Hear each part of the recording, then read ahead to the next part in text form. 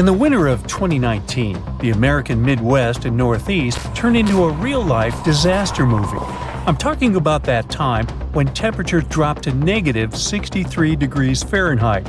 There were massive flight cancellations and power outages, dozens of injured people, and shut down schools and offices. Simply going outside became highly risky. And if you're looking for someone to blame for all this, I've got two words for you: polar vortex. That's not some scary storm, but a huge mass of cold air that's normally spinning counterclockwise around the poles. When it's summer up in the northern hemisphere, the vortex stays further north, and in the winter, it heads south a bit. The term polar vortex has been around since the late 1940s. It shows up every winter and calls it quits in the spring. But for about the last 20 years, this polar vortex has been acting weird in the middle of winter. It looks like it either splits or becomes displaced once every other year. At the bottom of this vortex is what they call the polar front, or the polar jet stream. This jet stream moves from west to east, which is why places like the northeastern part of North America get hammered by that chilly polar vortex weather. Ooh. These jet streams zip along because of differences in temperature and the Earth's spin. When there's a big gap in temperatures, the winds really pick up speed. In spots like the equator, where the sun's rays are more intense, the air heats up and starts to rise. And as it goes up, it leaves behind a sort of empty space, taking in air from all around, kind of like a huge vacuum cleaner. But over at the poles, where it's way chillier, the air shrinks and sinks, forming areas of high pressure. It's like a bunch of air molecules trying to spread out, like a group of school kids on a big field. So you've got these two forces at play: warm air rising and cold air sinking. Air wants to zoom from the poles down to the equator with this setup. The jet streams tend to hang out where airplanes fly, about 30,000 feet in the air. Pilots often use them to zoom across the sky faster and save some fuel.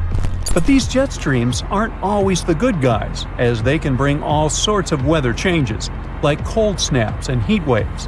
When the polar jet stream is strong and cruising at about the same level as the vortex, it kind of locks in that cold Arctic air within the Arctic Circle.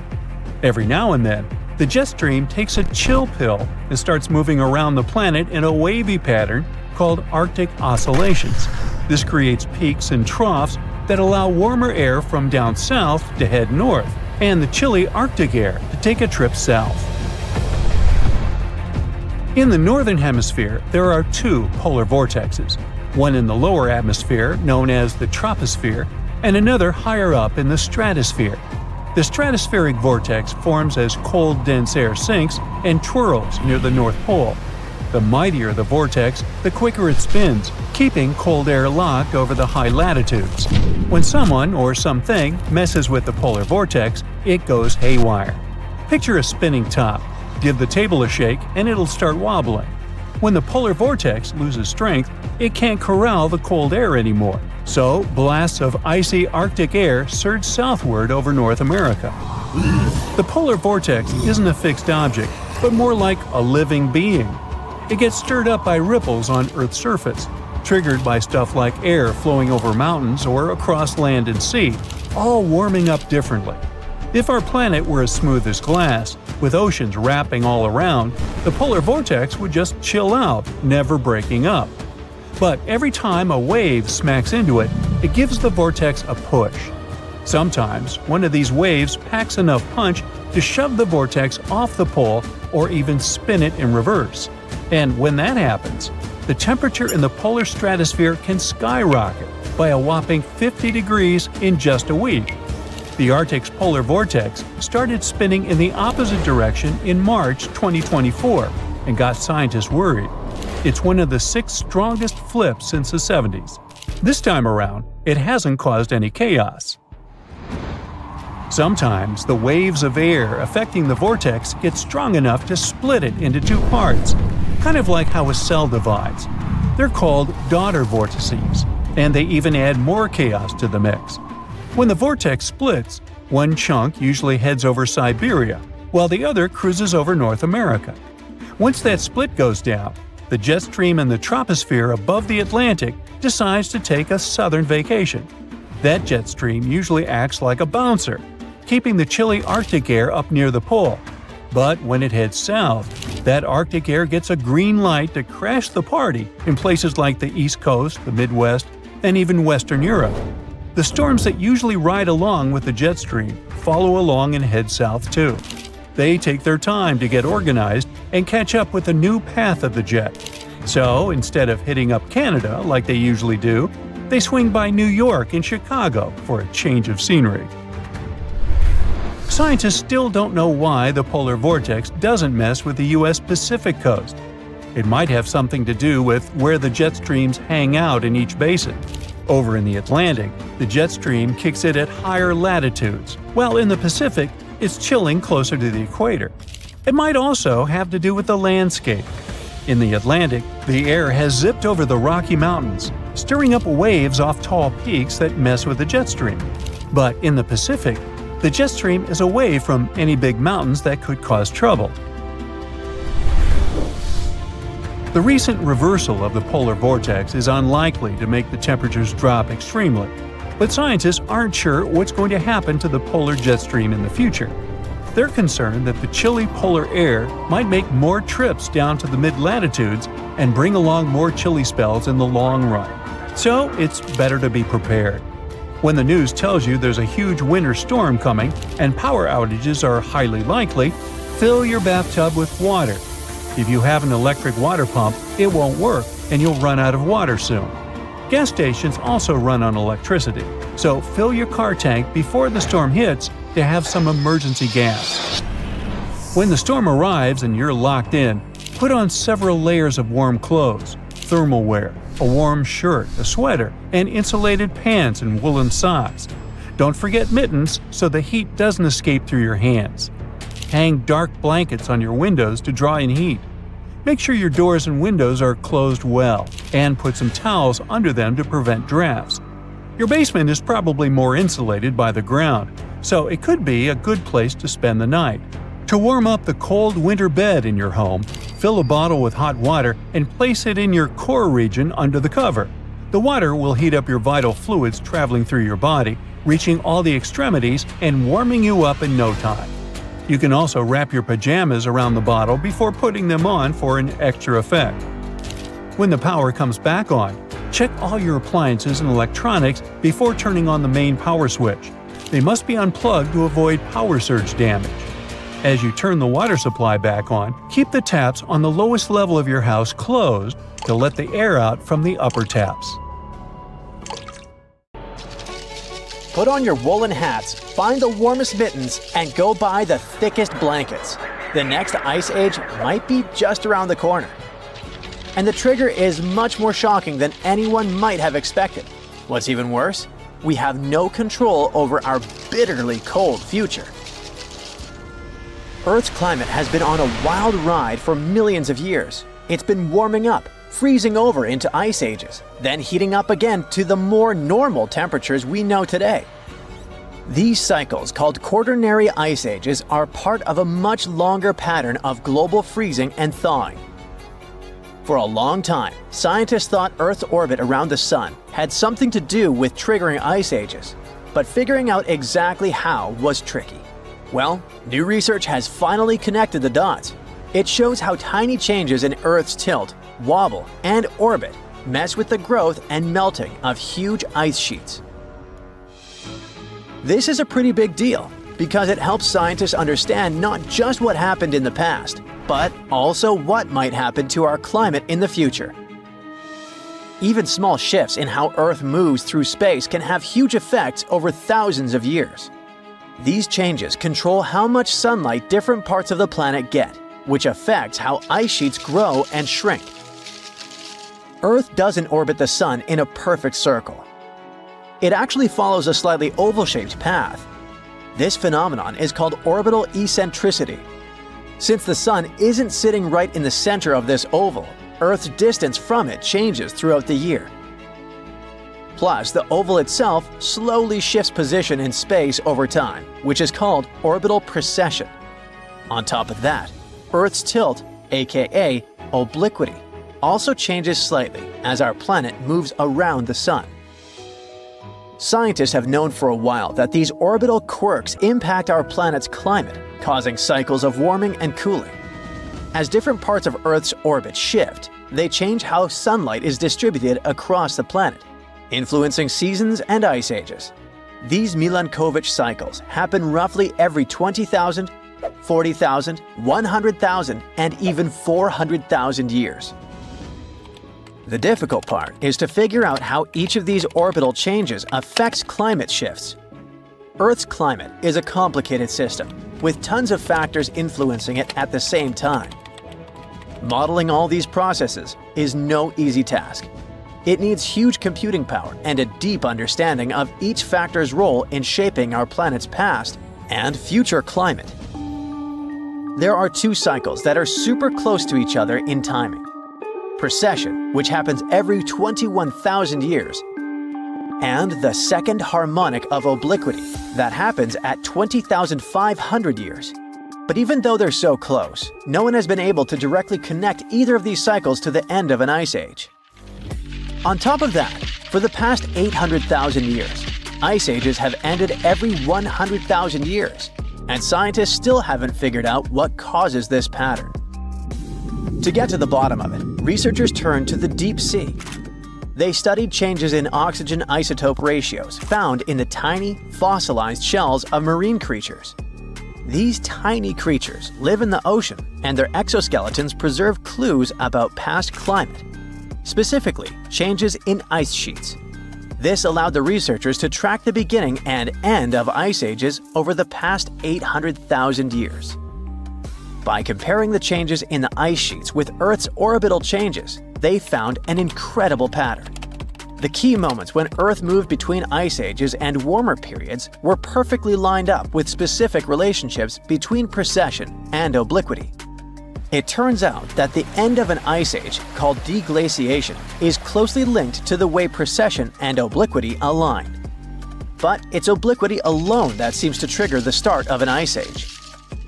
This discovery is the key to understanding the 100,000-year cycle of ice ages. The researchers say it was always there, just waiting to be noticed. Before the discovery, people thought the timing of ice ages was more random. But this new study shows there's a clear, predictable pattern.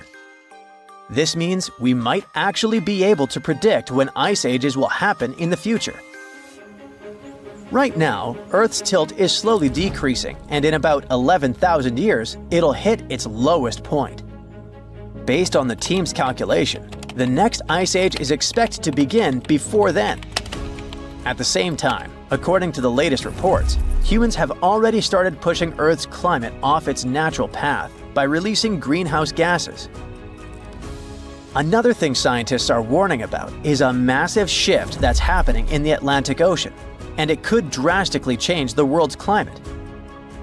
The Atlantic Meridional Overturning Circulation is a system of ocean currents that moves warm and cold water around the planet.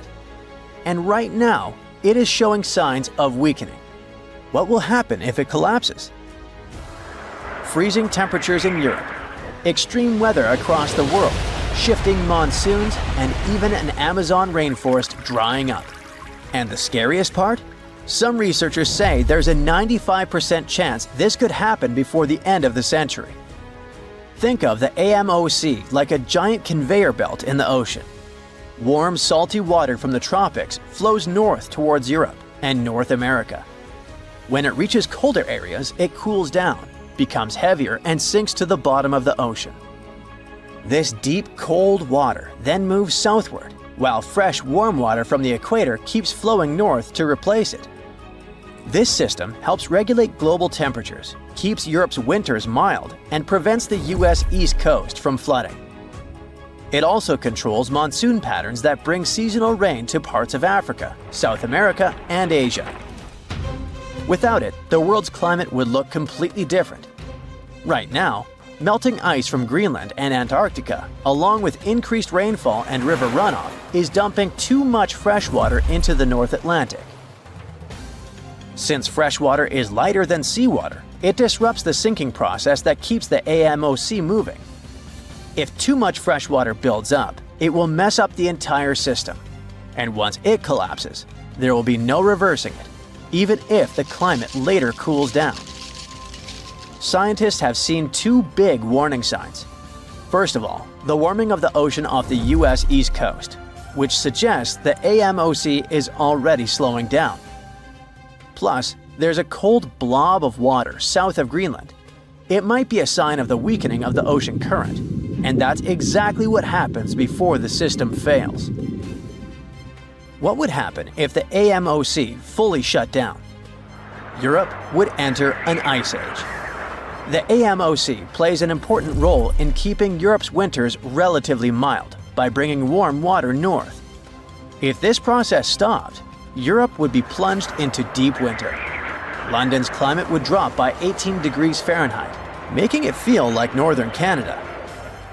Stockholm could get up to 54 degrees Fahrenheit colder, turning it into Siberia-like conditions. And snow and ice would cover much of northern Europe year-round. Next, monsoons would shift, leading to severe droughts. The AMOC helps regulate tropical rainfall, especially in Africa, South America, and Asia. If it collapsed, West Africa's monsoons would shift or disappear, leading to devastating droughts and a massive food crisis. The Amazon rainforest could dry up, transforming into a savanna or grassland. In India and Southeast Asia, monsoon rains would disappear, and millions of people rely on them for agriculture. The US East Coast could see catastrophic flooding. With the AMOC weakening, water is already piling up along the US East Coast, triggering higher sea levels and stronger hurricanes. If the system shut down, sea levels would rise by up to 3.2 feet, which would make the coastal cities more vulnerable to flooding. Finally, hurricanes and extreme storms could become even more powerful because of warmer waters along the coast. Now, how close are we to disaster? For thousands of years, the AMOC has remained stable, but recent studies suggest it's weaker now than at any point in the past 1,600 years. Ocean temperatures are hitting record highs, and many researchers believe we are dangerously close to the tipping point. A study published in Nature claims that if greenhouse gas emissions continue at their current pace, there's a 95% chance that the AMOC will collapse before 2100. The protective shield of our planet decays and eventually fails. So do our satellites. First, communication satellites in the highest orbits go down. Next, astronauts in low Earth orbit can no longer contact their mission control center. And finally, hazardous, relentless cosmic rays start bombarding everything on Earth, causing havoc and devastation. Are these the terrifying consequences of the planet's magnetic field reversal we're going to face? Right now, as you're watching this video, Earth's north magnetic pole is extremely out of whack. It's so serious that scientists will have to update the global magnetic field model released a mere 4 years ago. Does it all mean that the magnetic pole of our planet will flip soon? Well, be patient, we'll figure it out a bit later. You see, the magnetic pole is moving quite erratically from the Canadian Arctic towards Siberia, and these movements are very unpredictable. But it's normal for the pole to be moving. There are long-term records from London and Paris that prove that the North Magnetic Pole moves randomly around the rotational North Pole over periods of several hundred years. But the most astonishing thing about its movement is that it's speeding up. Around the mid-1990s, the magnetic pole unexpectedly accelerated from a bit over 9 miles to 34 miles a year. And recently, the pole crossed the international dateline, moving toward the eastern hemisphere. The European Space Agency launched extremely accurate magnetic field satellites in 2013. Thanks to them, researchers have superb data they can use not only to make magnetic field maps, but also to update them every 6 to 12 months. That's how they were able to notice that the core field was weakening too. It might be a sign that the planet's magnetic field is about to flip. To understand this process better, we need to figure out how the core field works. Let's say we've got a bar magnet that runs through the center of our planet, and has a north and a south pole. This magnet is incredibly strong, representing about 75% of the intensity of our planet's magnetic field at the surface. Our bar magnet is not only moving, but is also getting weaker, by about 7% every century. Admittedly, this bar isn't the perfect representation of the core field. It's more like electric currents generating Earth's magnetic field. Still, this model makes it easier to see what's happening to our planet now. The magnetic field of our planet plays an important role in protecting us from dangerous radiation and geomagnetic activity, which is the product of the interaction between the solar wind and Earth's magnetosphere. Earth's magnetic field also moves. Scientists have been studying and tracking the movement of the magnetic poles for hundreds of years. The historical motions of these poles indicates changes in the global geometry of the magnetic field of our planet, and they may point to the beginning of the field reversal too. That's what the flip between the north and south magnetic poles is sometimes called. You see, if the north magnetic pole moves a bit, it isn't a big deal. But a complete reversal might have a serious impact on the climate of our planet, as well as modern technology. Luckily, such flips don't happen overnight. The entire process stretches over thousands of years. Plus, even though the magnetic pole weakens during a pole reversal, it doesn't disappear completely. So those scary events from the beginning of the video aren't likely to happen to us. The magnetosphere will continue protecting the planet from cosmic rays and charged solar particles, even though there might be some amount of particulate radiation that will make it to Earth's surface. Magnetic fields are generated by moving electric charges. If some material allows these charges to easily move in it, it's called a conductor. Metal is a great conductor, and we often use it to transfer electric currents from one place to another. In this case, the electric current is negative charges called electrons moving through the metal. The current is what generates a magnetic field. Earth has a liquid iron core. In other words, there are layers and layers of conducting material inside our planet. Currents of charges are constantly moving through the core, and the liquid metal is also moving and circulating there, generating the magnetic field. This magnetic field, in turn, produces something resembling a bubble around the planet. It's called the magnetosphere, and it's located above the uppermost part of the atmosphere. This layer shields and deflects high-energy cosmic radiation, which otherwise would be extremely dangerous to people and other forms of life on Earth. The magnetosphere also interacts with the ionosphere, the layer of our planet's atmosphere containing loads of ions and free electrons and capable of reflecting radio waves. The interaction between these two layers and the magnetized solar winds is what scientists call space weather. The solar wind is normally mild, and there's no space weather whatsoever. But sometimes, the sun starts shedding gargantuan magnetized clouds of gas that can accelerate to incredible speeds. They're called coronal mass ejections, or CMEs. They're ejected from the sun over the course of several hours. CMEs usually look like giant twisted ropes and can occur spontaneously. Their frequency varies according to the 11-year-long solar cycle. For example, at a solar minimum, you can observe 3 CMEs per day. Coronal mass ejections disrupt the calm flow of the solar wind and cause serious disturbances that can damage stuff both in space near Earth, like satellites, and on the planet's surface. If coronal mass ejections make it to Earth, their interaction with the magnetosphere generates geomagnetic storms. Those can trigger auroras, happening when a stream of energized particles hits the atmosphere and lights up. And then there are also solar flares. They develop more rapidly and with much more energy than coronal mass ejections. Solar flares often occur soon after coronal mass ejections. The most powerful volcanic eruptions pale in comparison to solar flares that release 10 million times more energy. Within a few minutes, one solar flare can give out billions of tons of charged particles. Solar flares are also insanely hot, with temperatures reaching several million degrees Fahrenheit. Astronomers believe that such bursts of solar radiation happen when the sun's magnetic field gets twisted in some regions, At one moment, all the pent-up energy is released. The star sends out light and particles, mostly electrons and protons.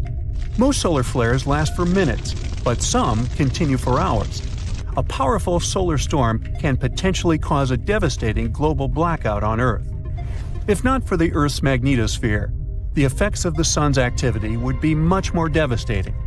Luckily, the magnetosphere deflects most of the solar material hurtling towards our planet from our star at a speed of over 1 million miles per hour. But even so, during space weather events, there's a lot of hazardous radiation near Earth. It can potentially harm astronauts and spacecraft. Plus, space weather can damage large conducting systems, for example, pipelines and power grids, by overloading currents running inside them. Scientists regularly map and track the overall orientation and shape of our planet's magnetic field. To do it, they use local measurements of the field's orientation and magnitude. That's why they've been able to conclude that the location of the North Magnetic Pole has moved by almost 600 miles since the first measurements were taken in 1831. The magnetic field of our planet reverses on a timescale varying between 100,000 to 1 million years. One can tell how often it happens by looking at volcanic rocks at the bottom of the ocean. They capture the orientation and strength of Earth's magnetic field at the time of their creation. So, dating those rocks gives us a good picture of how our planet's magnetic field has evolved over time. From a geological point of view, field reversals happen quite fast, but they are extremely slow from a human perspective. A complete reversal normally takes a couple of thousand years, but during this time, the orientation of the magnetosphere may shift, exposing more of Earth to cosmic radiation. Such events tend to change the concentration of ozone in the atmosphere. In any case, scientists can't say for sure when the next field reversal will happen, but they keep mapping and tracking the movement of our planet's magnetic north. By the way, the Earth isn't the only planet with a magnetic field. Gas giants, like Jupiter, also have a conducting metallic hydrogen layer that generates their magnetic fields. Jupiter's internal magnetic field prevents the solar wind from interacting directly with the planet's atmosphere. Deep inside our planet, there are two massive blobs of rock that have puzzled scientists for years. They sit deep inside, opposite each other. One lurks under the Pacific Ocean, the other under Africa. And they're so weird, they even make seismic waves slow down. Their actual name is Large Low-Velocity Provinces, but they're just two enormous, mysterious blobs of rock, bigger than continents, stranger than anything else inside the Earth, and so dense they might be leftovers from another planet. Until recently, no one knew what they were, where they came from, or why they even exist. These mysterious blobs could hold the secret to Earth's deepest forces, powerful enough to shape earthquakes, drive volcanic eruptions, and even influence the evolution of life itself. And now, we might finally learn the truth about them. These geological monsters are hidden about 1,800 miles beneath the surface. Each one is 100 times taller than Mount Everest, so vast they defy explanation. Now, at first, scientists thought these were primordial remnants from Earth's early days.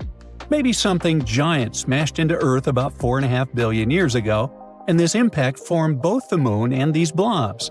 Scientists believe it could have been a planet named Theia, a Mars-sized planet that existed somewhere around the asteroid belt and slammed into Earth back in the day.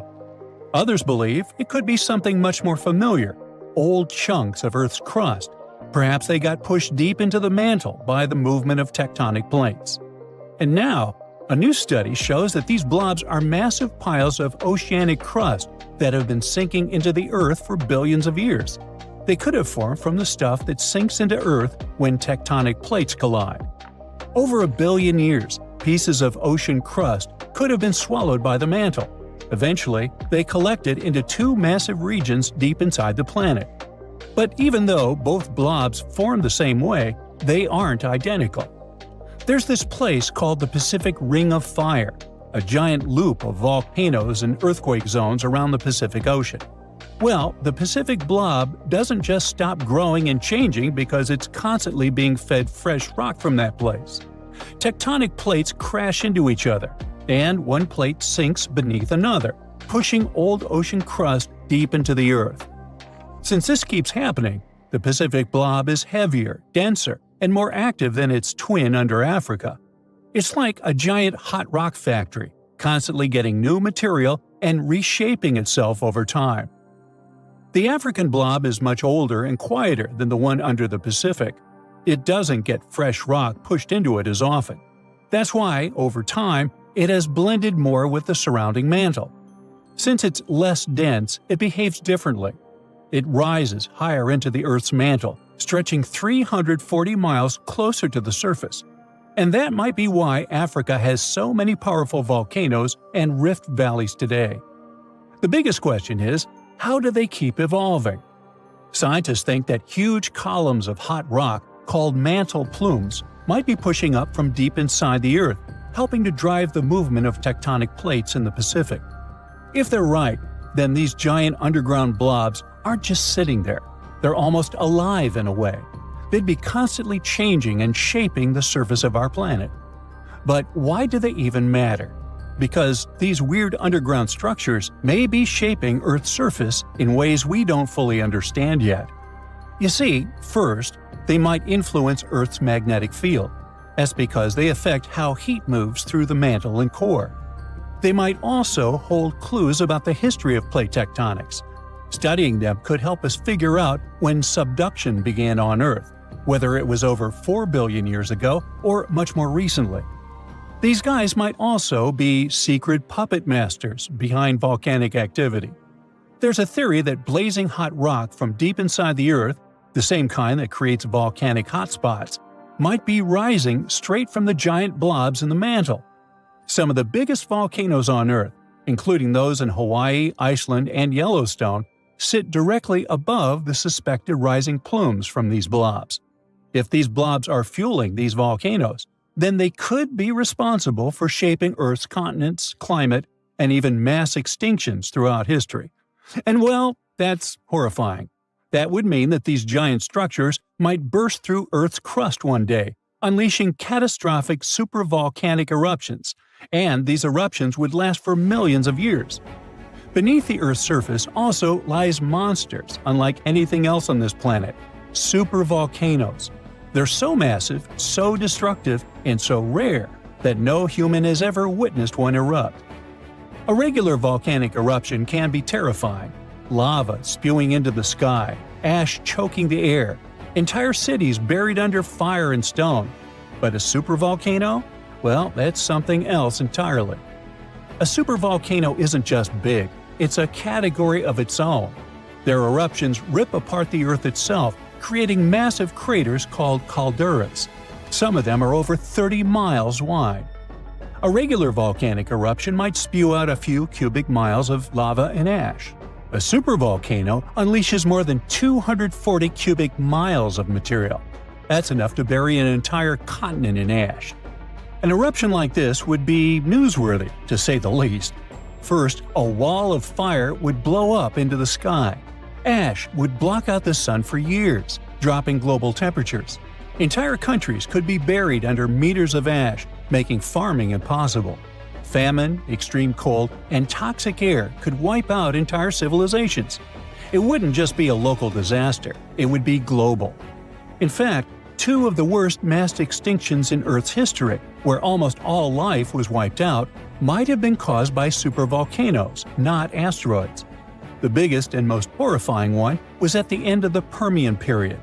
Literally, about 90% of all marine species and 70% of land species went poof. Scientists have counted about 20 supervolcanoes on Earth today. The most famous ones are Yellowstone in the US, Toba in Indonesia, and Toba in New Zealand. Now, the last time Yellowstone erupted was roughly 2 million years ago. It released almost 590 cubic miles of material, enough to bury a city like New York. That was just one of 3 Yellowstone supereruptions. The most recent supervolcano to erupt was Toba in New Zealand. This happened about 26,500 years ago. But supervolcanoes don't just destroy, they reshape the entire planet. About 74,000 years ago, the Toba supervolcano erupted in Indonesia. Some scientists believe it triggered a volcanic winter that lasted an entire decade. There are also theories that suggest that this eruption nearly wiped out early humans. It reduced their numbers to just a few thousand survivors, although that's just speculation. Either way, we know for sure that supervolcano eruptions have changed the course of history. So, how do we prepare for them if this could happen at any moment? Well, scientists monitor volcanoes constantly, looking for warning signs. It could be stuff like rising magma, ground swelling, earthquakes beneath a volcano, changes in gas emissions, and so on. The problem is that while we can predict short-term eruptions, the long-term ones are still a mystery. Yellowstone last erupted 630,000 years ago. It's literally overdue for another eruption already. But volcanoes don't work like clocks. Just because one erupted in the past doesn't mean it will definitely go wild again, and the time between eruptions could be random. Scientists think Yellowstone could erupt again, but it might be just a small lava flow instead of a super eruption. Are we ready for a super eruption if it happens? Probably not. Scientists say we're more prepared for an asteroid strike than a supervolcano eruption. When Hunga Tonga Hunga Ha'apai erupted in 2022, it cut off communications, caused tsunamis, and filled the sky with ash. And that was only a magnitude 5 eruption. A supervolcano would be orders of magnitude worse. So, good luck sleeping at night knowing these guys will erupt again. Maybe tomorrow, maybe in 100,000 years. Nah, don't lose sleep over it. Oh look, there's a giant blob heading straight for New York City. Oh wait, hold on. You'll actually have to look down, not up. Because this blob is a mass of hot rock moving beneath the Earth's surface. And when it finally reaches the Big Apple, some say it could tear the continent in two. But Yankees fans, and even you Mets fans, don't worry, this journey is going to take about 15 million years or so. You see, a long time ago, people noticed something curious. When they looked at world maps, they thought, don't the continents look like puzzle pieces that could fit together? That couldn't just be a coincidence, right? Then, in the year 1912, a German meteorologist named Alfred Wegener came up with a revolutionary idea, something we now know as the theory of continental drift. Wegener said the continents are always on the move, and those huge chunks of land we see today were all once connected, forming one giant supercontinent called Pangaea. That idea suddenly explained a lot of mysteries, like why fossils from the same species turn up in different corners of the world, even though entire oceans lie between them, or why coastlines of continents match up so neatly, just like South America and Africa. Wegener also explained that mountains form when a drifting continent runs into another one, crumpling the land and pushing it upward. That is exactly how the Himalayas came to be. The Indian plate collided with the Eurasian plate, and the land rose into the massive mountain range we see today. Now these days, everybody learns about Wegener's idea in school and takes it as fact. But back then, many people thought he was completely out of his mind. I mean, whole continents moving around? What on earth could push them? That's why it took scientists more than 50 years to finally go, oh, I see, it's the Earth's mantle. Yep, slow-moving currents of hot rock deep in the Earth's mantle push the tectonic plates around, and that means the continents move too. Picture super tough puzzle pieces floating on top of boiling oatmeal. That's a picture. Yep, they drift, and sooner or later they crash into each other. This is what happens on Earth's surface. And that's how we finally agreed that Wegener was right. But what if I told you that might not always be the case? Some experts agree that the supercontinent Pangaea started breaking apart about 200 million years ago. And that's how we ended up with the world map we know today. But a recent study is challenging part of that idea. And it all comes down to a giant mass of hot rock, something scientists call the Northern Appalachian Anomaly, or just NAA. Yep, what we casually call a blob, the experts call an anomaly, and that is simply because it is hotter than the rock around it. So this anomaly sits about 124 miles beneath the mountains of New England and stretches up to 249 miles wide. It lies in the asthenosphere, the semi-molten layer of Earth's upper mantle. But here's the strange part. It should not even be there. I mean, rock formations like this normally don't exist in that part of Earth's interior. For years, scientists thought the anomaly was left over from when the North American continent broke apart from Northwest Africa about 180 million years ago. This new study says that might not be the case. It suggests the blob is actually linked to the process that split Greenland from North America only about 80 million years ago. The idea then is that this blob is a leftover from when the landmass broke apart, a piece that never quite settled down. This is one stubborn blob we're talking about because it is still on the move, super slowly. But still, it moves only about 12 miles in a million years. Over time, it's already traveled more than 1,100 miles from where it first appeared. And now, New Yorkers, watch out!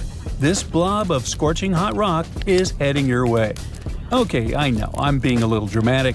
The truth is, we really don't have to worry. First, scientists say it won't even get near the city for at least 15 million years. And second, even though we call it a blob, it is not something gelatinous. It is not oozing. And it is definitely not going to push its way up through the Earth's crust and invade the New York subway, or anything like that. That is just not going to happen. What the anomaly will look like, or what it might do to the continent in the future, is still a mystery for geologists. But they are pretty confident it will not have any real impact on human infrastructure or on our daily lives. It is not like lava that's suddenly going to burst through the floor of your house. That's because, at the end of the day, the blob is just rock. Like any rock you see on the street, only super high, enormous, and buried deep inside the Earth. To explain why this rock is sitting in such a weird spot, scientists came up with what they call the mantle wave theory. So think of it kind of like a lava lamp. After continents break apart, hot, heavy rock can detach from the bottom of the tectonic plates in blobs. These blobs, or pieces of rock, move around under the crust and create waves. When that hot material slips under a continent, it works like the flame under a hot air balloon. It gives the land a little lift. Then, when continents stretch and split, space opens up underneath and semi-molten rock quickly fills in. Eventually, it cools down, gets heavier, and sinks. Meanwhile, hotter mantle material rises up and creates a warm patch called a thermal anomaly. This sudden motion shakes up the base of the continent. Imagine a row of dominoes. One piece falls and the rest follows. Blobs of rock start dripping downward one after another, and over time, they slowly move inland. Scientists think these rock currents keep flowing, rippling under the surface for millions of years. Now, knowing all this matters because the anomaly might have played a role in shaping the land above it. For example, it may have lifted up some ancient mountains over the past few million years. That helps to explain a big mystery of the region: why the Appalachians are still standing. I mean, why haven't they worn down as much as you would expect after all this time? Well, think about it. The Appalachians are ancient. This mountain range in North America started forming hundreds of millions of years ago, long before the dinosaurs. With all that time, rain, wind, and erosion should have worn them down to almost nothing by now. Honestly, some geologists expected them to be rolling hills at best. But nope, they're still mountains, pretty ones too, and much bigger than they should be. And here's where the blob comes in. See, when a giant pocket of superhot rock sits under a mountain range, it can actually give the crust a little lift. It's kind of like putting a balloon under a blanket. The blanket rises up. The heat makes the Earth's crust lighter. So even while wind and rain are wearing the mountains down from above, the Earth is gently pushing them back up from below. There is another positive takeaway from this study.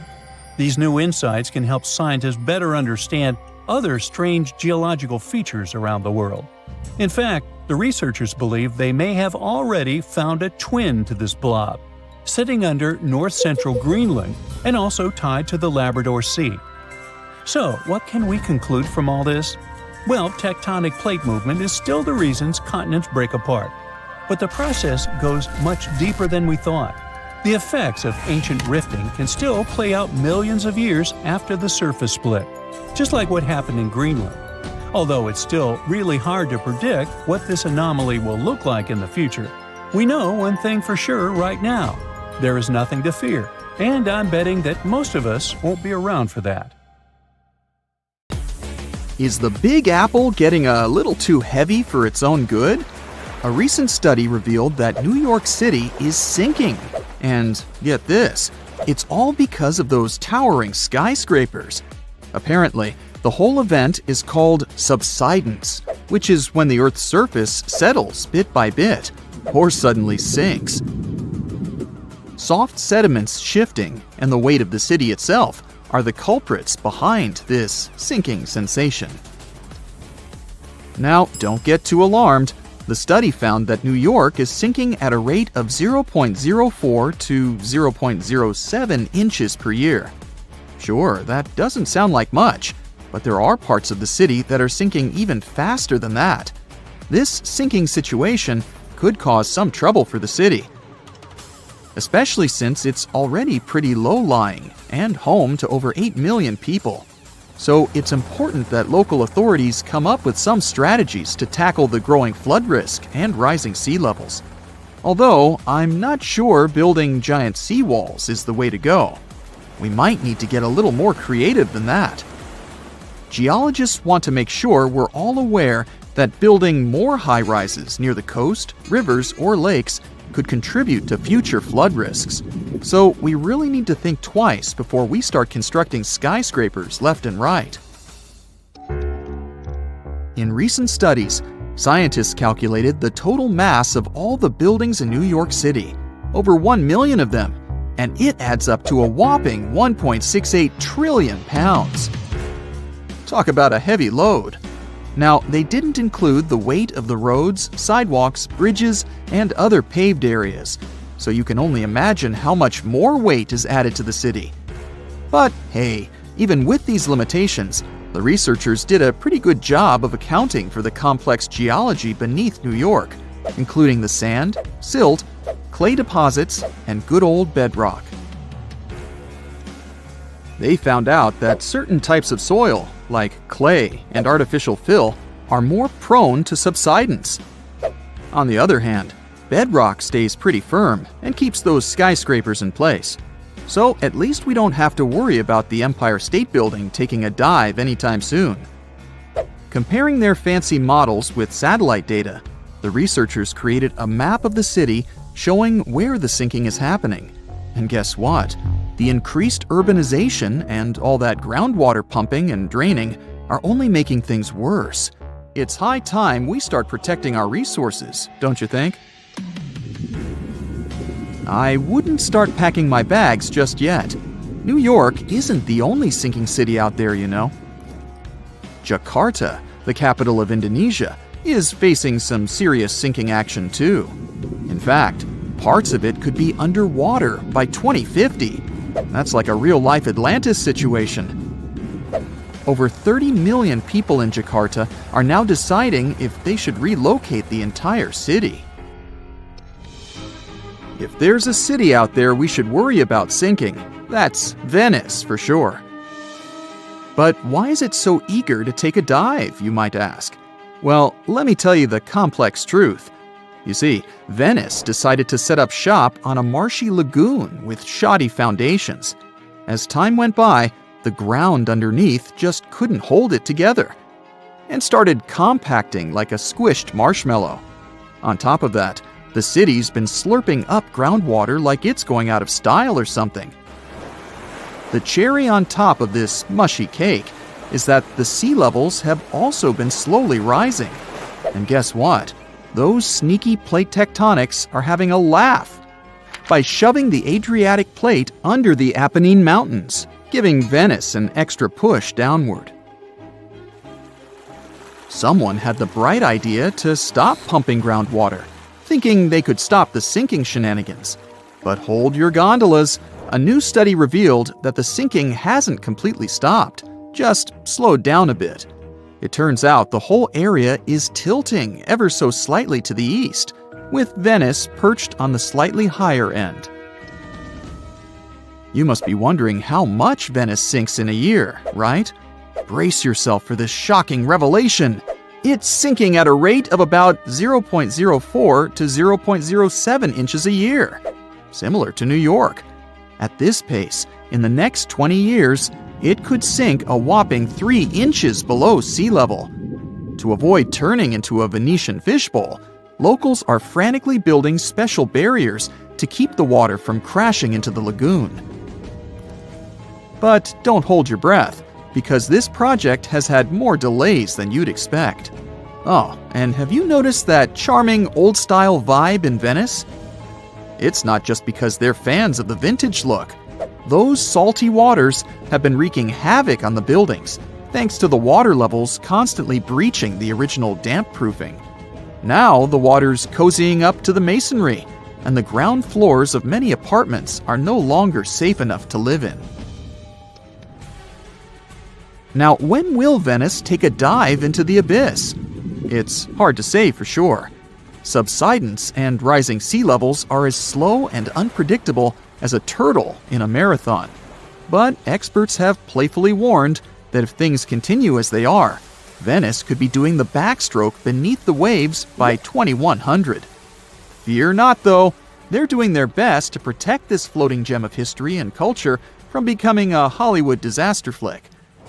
So don't cancel that Venice day trip just yet.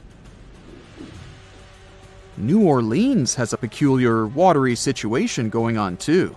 You see, this lively place was initially built just a smidge above sea level, and now it's gradually sinking. Back in the day, when an area of the city called the French Quarter was just popping up, folks had to make do with what they had. They scored the best land they could find, but it was only about 10 feet above sea level. And let's not forget, the rest of the city is as flat as a pancake, with the areas around the French Quarter being just a hair lower. Now, even though they knew they were up against some soggy odds, the resourceful New Orleans residents did their best to elevate their houses above the flood-prone land they chose as their home. There's more. The ground beneath New Orleans is as wobbly as a plate of Jell-O. Architects had to keep things short and sweet because they feared the soil couldn't handle the weight of taller structures. They played it safe, sticking to 2 or 2.5 stories. Here's where it gets interesting. The city installed a fancy drainage system in the 1900s, thinking it would solve their water woes.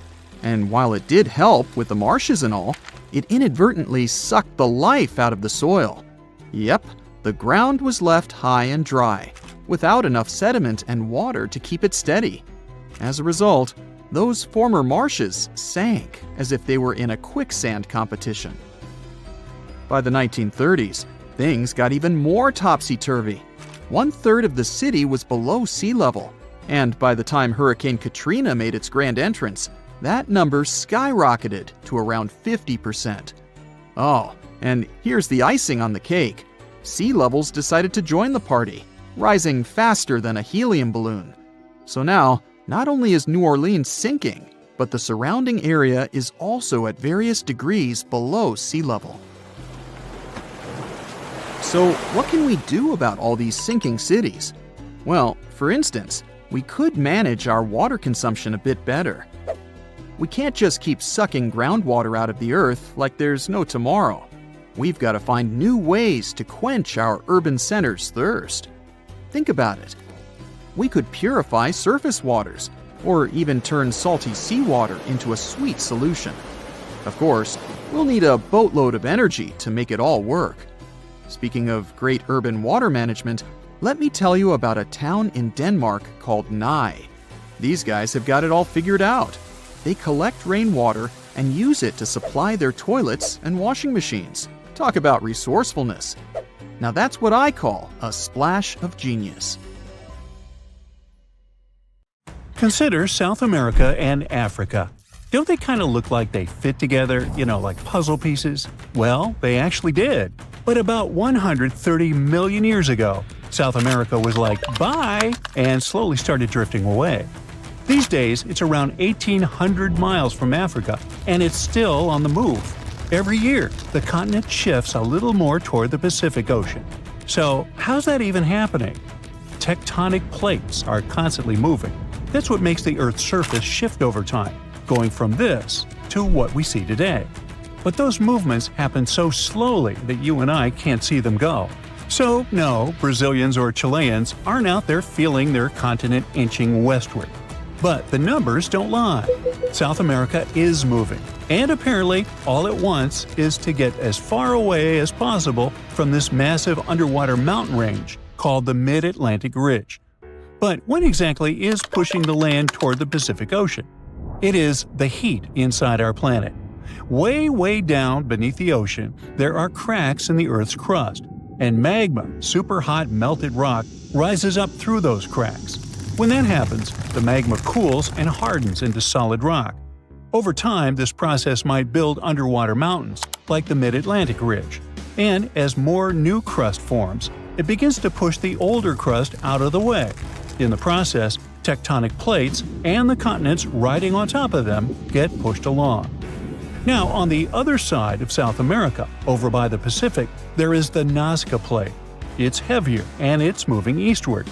Since it is denser, it is sliding underneath the South American Plate. This entire process is called subduction, and it's happening at a rate of about 3 inches per year. By the way, the collision between these two plates is what's behind all those breathtaking volcanoes scattered throughout the Andes, and it's also making the continent move. So, if everything goes according to plan, projections show that South America will end up more centered in the Pacific Ocean in the future. But some models suggest something way crazier. Before we get into that, though, we need to clear something up.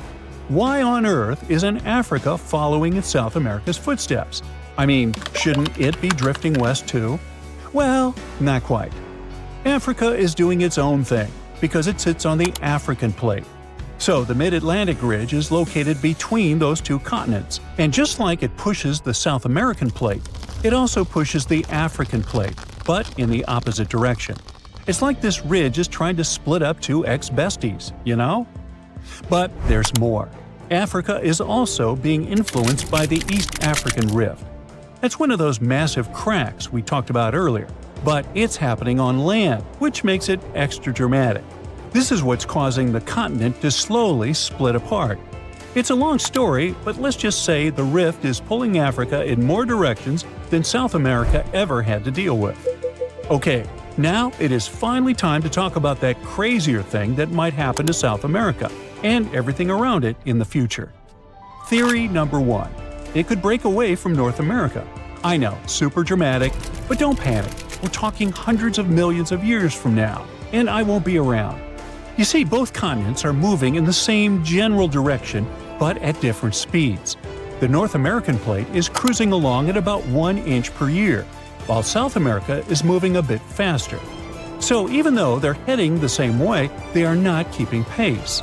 Over time, as the Atlantic Ocean continues to widen and the Pacific keeps shrinking, all this tectonic movement could eventually pull the Americas apart. Theory number 2. Marine life could go through some major changes. Right now, the Americas act as kind of a giant wall between the Atlantic and Pacific Oceans. Because of that, sea animals have evolved differently on each side. Take the green sea turtle, for example. The ones living in the Atlantic tend to be bigger and lighter in color. Meanwhile, their Pacific cousins are usually smaller and darker. But if, one day, there is no land blocking these two populations from mixing, they would end up with brand new migration routes, new nesting spots, and a lot more overlap in their territories. Now, multiply that scenario by hundreds of other species, and things could really get shaken up. We're talking about new interactions, unexpected competition, and maybe even the rise of entirely new species. Alright, theory number 3. America might meet Africa again. Right now, the Mid-Atlantic Ridge is busy creating a new seafloor, and because of that, the Atlantic Ocean is slowly getting wider.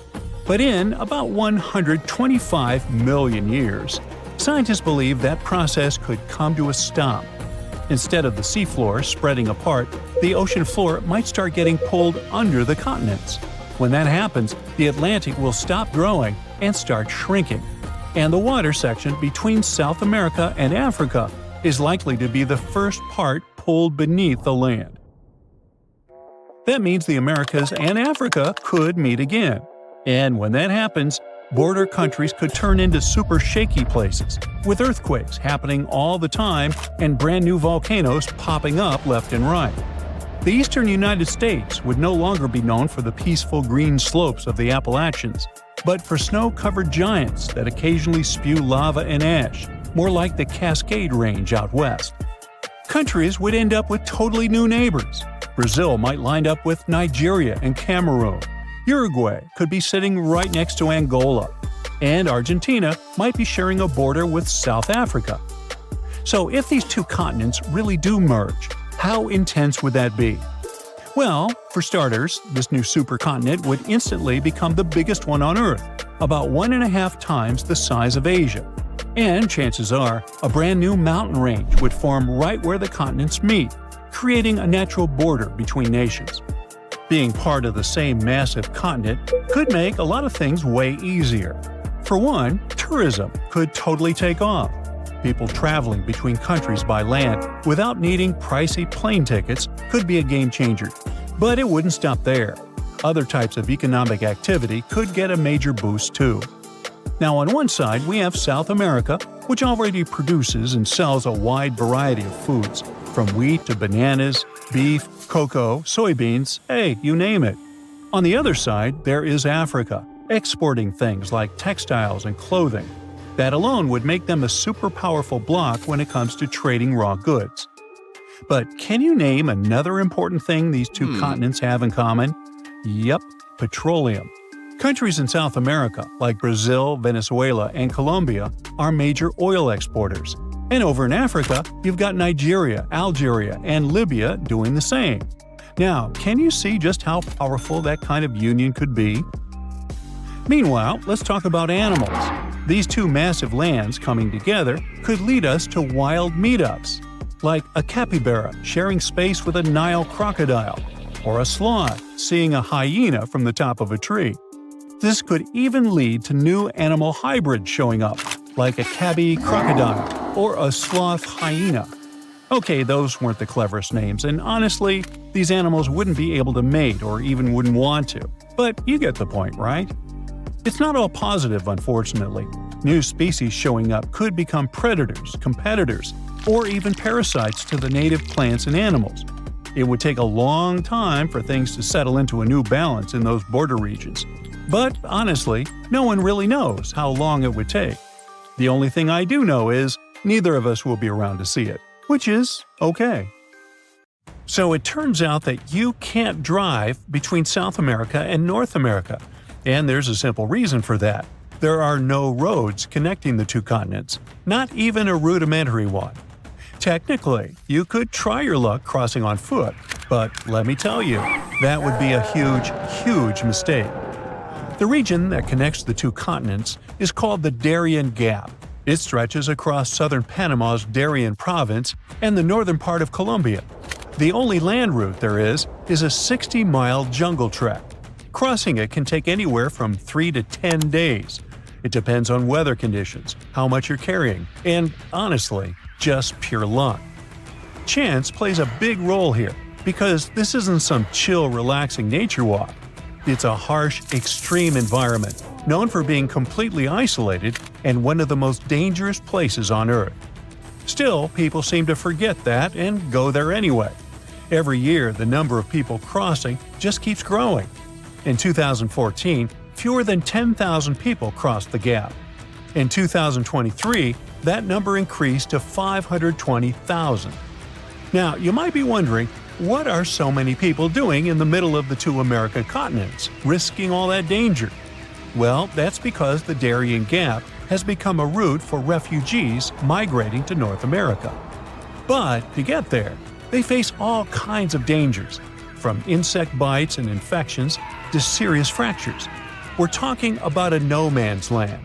Since there are no police stations, Immigrants must also watch out for thieves. Along the way, they have no choice but to rely on and support each other. Most people start the crossing with at least a tent or tarp, rain boots, water, and some food. But these things get heavy fast, and people normally can't carry enough supplies for the entire journey. At some point, people start drinking river water to avoid dehydration. But the water's full of bacteria and dirt, so it causes intestinal issues. And if things get serious, there's no medical help there. To make this whole scenario even worse, the temperatures are brutal, often hitting over 95 degrees Fahrenheit. Now, a small subset of people who venture through the Darien Gap are hardcore adventurers and travelers looking for a survival experience in the jungle. But this region is no place for a relaxing vacation. A group of tourists who went there in 2023 ended up getting jungle rot, a fungus that affects the feet. The situation got so bad that a woman had to be carried out by the group on the last day because she couldn't walk. No matter how prepared people are for the Darien Gap, in the end, survival mostly comes down to luck. Out there, travelers won't find cities with solid infrastructure where they can crash at a hotel and gear up for the next day. In some spots, they might stumble across basic camps right in the jungle. These camps might offer wooden platforms for tents, bucket showers, toilets, and even plates of chicken and rice. But it all comes at a price. Wi-Fi, for example, might cost $2 an hour, and that seems like a pretty good deal, considering there's no cell phone service on the trail. They pretty much lose all contact with the outside world. Now picture a dense rainforest with steep, muddy terrain. The hiking trail is littered with boulders and tangled with vines, like nature's own tripwires.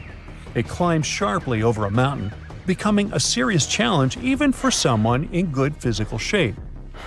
The area also gets constant heavy rainfall, which can lead to landslides, flash flooding, and extremely muddy conditions. The situation gets so intense that even the t-shirts and faces of those who make the crossing end up covered in mud. They'll also have to cross a lot of fast-moving rivers.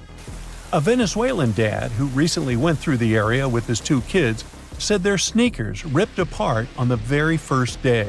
That's how powerful the rivers can be. And they're deep, too.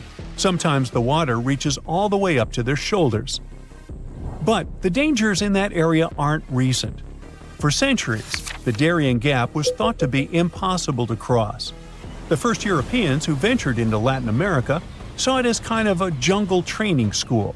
They totally knew about its dangers, but still, many adventurers tried to make the crossing in the years that followed. In 1854, for example, an expedition disappeared for 49 days in the jungle, battling starvation and exhaustion. Then again, in 1870, a group of 100 men set out to cross it. Even though they were well prepared and carried cutting-edge equipment for the time, they still suffered tremendously during the journey. They had to rely on incredible resilience to survive the challenge. Over the years, people who ventured in often ended up passing away from hunger, thirst, and even drowning in rivers.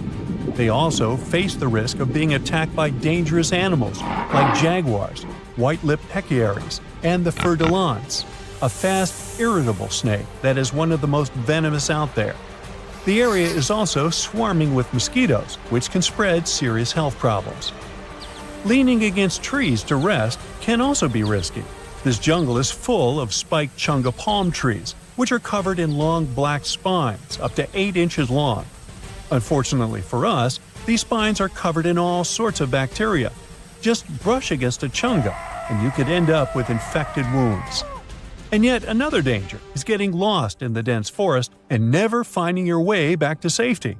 These days, though, this risk is a lot lower. Some people have mentioned color-coded markers that help guide travelers and keep them from going the wrong way. If they see blue or green fabric tied to trees, it means keep walking.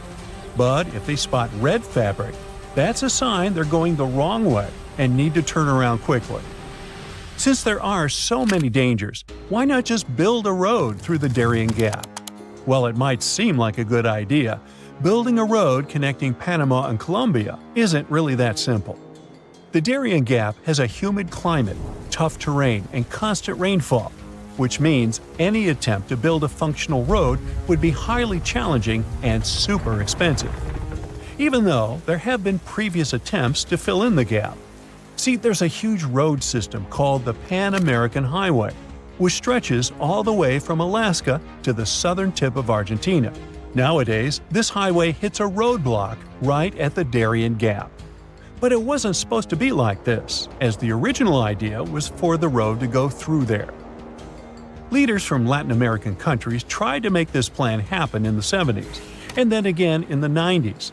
But a lot of people were against it, mainly because they wanted to protect the local communities and the rainforest. Since the Darien Gap is mostly untouched by humans, it's one of the most biodiverse places on the planet. It's believed that 1 in 5 species are endemic to the region, meaning they only exist in that specific area, like the Darien pocket gopher and the slatty slender mouse opossum. A road would have really damaged the ecosystem in the area, so the plans were scrapped. Eventually, an alternative was created to travel by sea. At least 2 companies started a ferry service connecting the 2 countries. However, the business wasn't profitable, and they ended up shutting down. Not long ago, Panama decided to close the Darien Gap route. Now they're sealed off with barbed wire fencing. It might just be a matter of time before other routes are created. But if you are an adventurer looking to visit South America, it's probably not best to wait for that. Traveling by plane to Colombia will always be a much safer option. The floor is lava! Haha, just kidding. But honestly, it's kind of falling apart. You might not feel it yet, but a huge part of North America has already lost 37 miles worth of rock from its foundation. And no, this isn't about earthquakes or giant sinkholes. It's about the continent losing pieces of the very thing that keeps the ground from wobbling around like a bad carnival ride. A team of researchers has just dropped a geological bombshell. Part of North America's ground is thinning out like a very sad, very slow ice cream drip. How do they know? They basically gave Earth a high-tech full-body MRI and created 3D maps showing how rocks once considered indestructible are now melting away into the planet's guts, like an upside-down cheese pizza inside an oven. But to really understand this mess, you first have to meet my old friends, cratons. Cratons are like the roots of the continents. They're thick, tough, and ancient. We're talking billions of years old. These bad boys survived meteor impacts, supervolcanoes, and even the tectonic movement of plates. If the plates got into fistfights, for example, you can bet we would see mountain ranges being born. If they got a divorce, drifting apart from each other, then a whole new ocean would be born. All of these things leave scars on the surface of Earth, but the cratons seem to always remain unfazed, like the cockroaches of geology. And since a craton can basically get punched in the face and feel nothing, scientists always assumed these things were nearly indestructible. But then, a group of researchers took their fancy machines to the test and realized that, wait, the cratons are falling apart? How? Enter the Farallon Plate, a really ancient tectonic plate that started to slide under North America's major plate over 100 million years ago. This is a pretty normal process, actually. It's called subduction, and it's how Earth recycles rocks and keeps itself from overheating. This subduction thing has been happening for so long that, by now, the Farallon is almost 400 miles away from the craton, sitting pretty chill at the lower mantle, weirdly close to the outer core of our planet. But the Farallon has been causing trouble, like that one roommate who moved out but keeps leaving weird stuff in the fridge. You see, as it sinks, it tugs on the bottom of North America's foundation, stretching it out and causing pieces to fall off into the deep mantle. And if that wasn't enough drama, the sinking Farallon has also leaked water and carbon dioxide into the surrounding rocks, making the craton even softer and easier to shred apart. Thanks, Farallon. Very cool of you. By studying hundreds of earthquakes across thousands of monitoring stations, scientists have confirmed the story. Big chunks of continental material are dripping downward, thinning the craton by as much as 37 miles.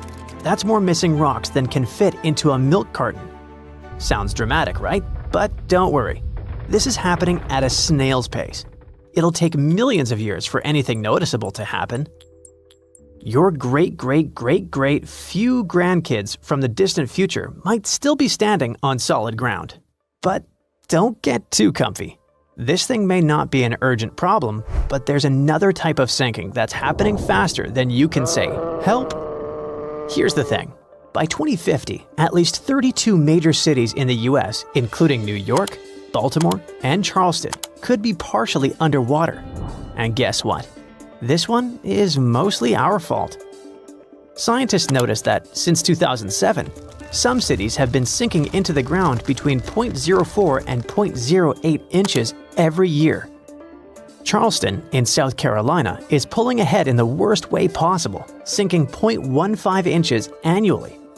Sure, these numbers sound tiny and a bit ridiculous, but Charleston is barely 9 feet above sea level, and a little sinking goes a long way when the ocean is breathing down your neck. On really bad flood days, people there have to abandon their cars and basically swim home.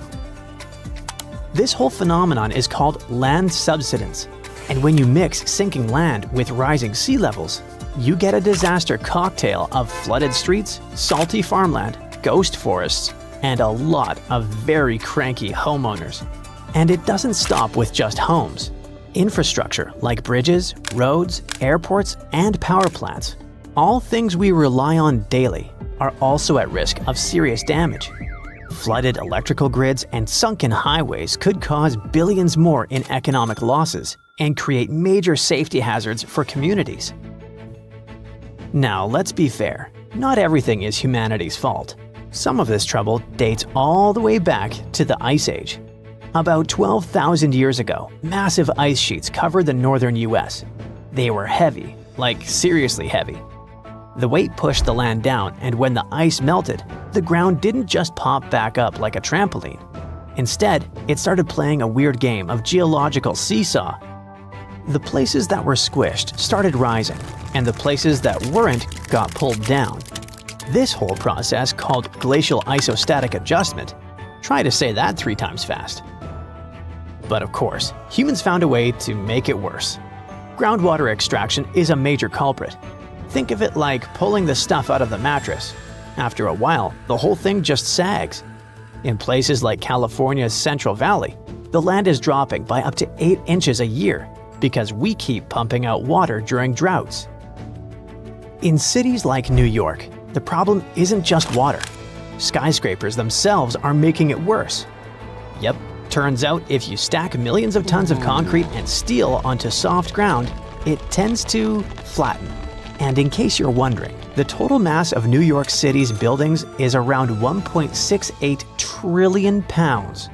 That's about the same as 3.5 million statues of liberty piled up. With so much weight concentrated over a relatively small area, the underlying soils have no choice but to compress over time. And if you thought it couldn't get messier, think again. We've been building dams, which stop rivers from delivering fresh sediment to coastal areas. That sediment is kind of like Mother Nature's way of fluffing the ground back up. Without it, coastal lands are compacting like an old sponge. Plus, when wetlands are drained for agriculture or construction, the peaty soil dries out and collapses.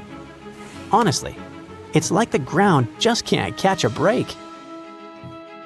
Scientists also noticed that the areas that used to be lush wetlands are now among the fastest sinking spots in the country, especially along the Gulf Coast. Louisiana, for example, is losing about a football field of land because of this mix of subsidence and rising seas. So what's the endgame here for us regular people who just want to live above sea level? Well, it's not looking great. Ghost forests, which are basically drowned woodlands, are popping up. Farmland is turning salty and unusable. And even sunny day flooding, where streets flood without any rain, is becoming a thing. Yikes! Meanwhile, over on the West Coast, California is not exactly winning either. San Francisco and Los Angeles are both sinking, which means that rising sea levels could hit them twice as hard and twice as fast. In some places, like the Palos Verdes Peninsula, the ground has been sinking so fast, people over there might as well live like moles. So, is America turning into the next Atlantis? Probably not next week, but without serious action, like cutting back on groundwater pumping and planning smarter cities, at least 500,000 people are in serious danger. And the housing damage could easily rack up a jaw-dropping $109 billion by 2050. In the end, while North America isn't about to sink like a poorly made souffle, it's definitely showing some cracks in the crust. So maybe let's ease up on groundwater pumping, rethink how and where we build, and invest a little more in keeping our feet dry. After all, if the floor really does become lava someday, we're gonna wish we had at least fixed the leaks first. It was April 2025 when geologists went back to Yellowstone's Norris Geyser Basin for the first time this year. And while doing their usual check, they realized that something was different this time. Where there used to be just a boring patch of ground, now there was a giant hole, about 13 feet wide, filled with weird, milky, light blue water. Everyone was terrified. Was it the sign that the Yellowstone supervolcano was ready to erupt? If so, it would be a worldwide disaster, the kind that destroys cities.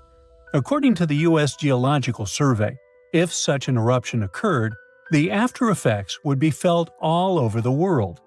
To start, the areas immediately surrounding Yellowstone would experience pyroclastic flows.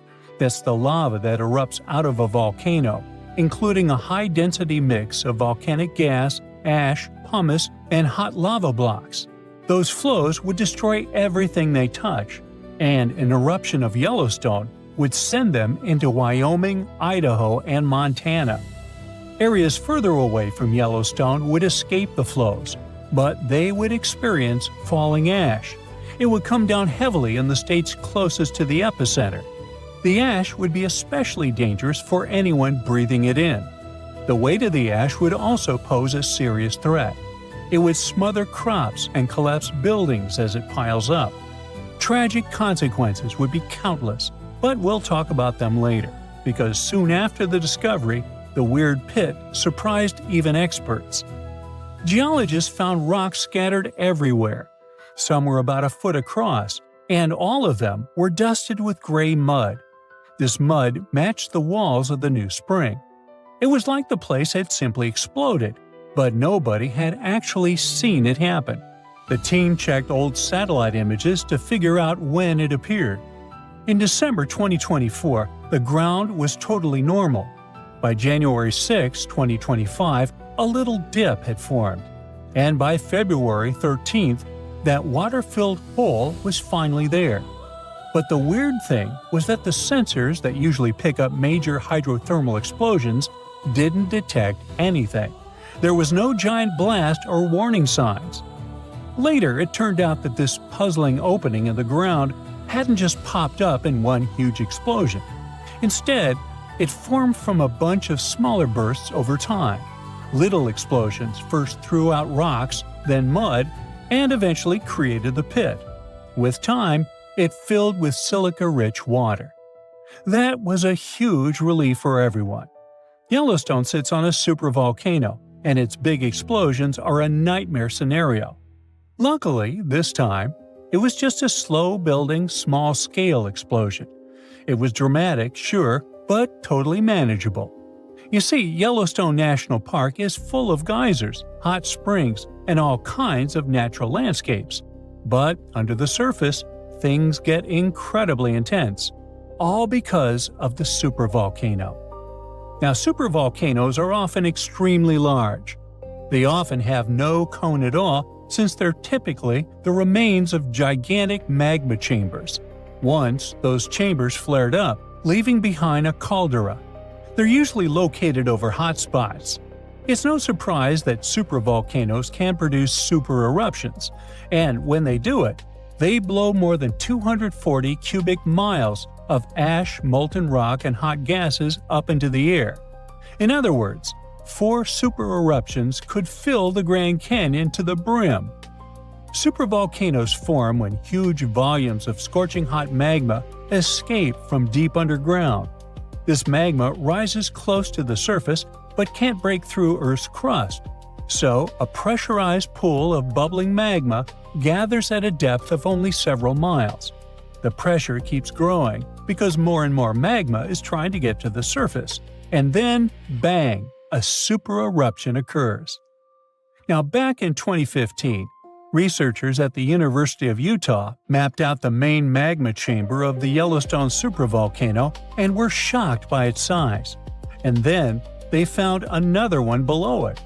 Together, these underground magma pools could hold enough molten rock to fill the Grand Canyon 11 times. All that magma pushes up on the ground above, which is why Yellowstone rises about an inch or two every year. That slow lift might not sound like much, but combine it with the fact that Yellowstone is still an active volcano and has a volcanic explosivity index of 8, and it's enough to make you wonder what could happen if things went south. And yes, Yellowstone has indeed been a bit jumpy in recent years. In March 2023, there were 354 earthquakes in the area. Most were tiny, but the biggest hit a magnitude 3.7, part of a swarm of 106 quakes. Now, before you freak out, experts from the Yellowstone Volcano Observatory say there's no need to panic. No eruption is coming anytime soon. Volcanoes don't stick to a schedule. Just because Yellowstone hasn't erupted in a long time doesn't mean it's about to blow. The park is stable for now, but scientists are keeping a close eye on everything underground, the quakes, the rising ground, and even temperature changes, just to be safe. The superhot plume of magma, a hotspot under Yellowstone, has been churning for 17 million years.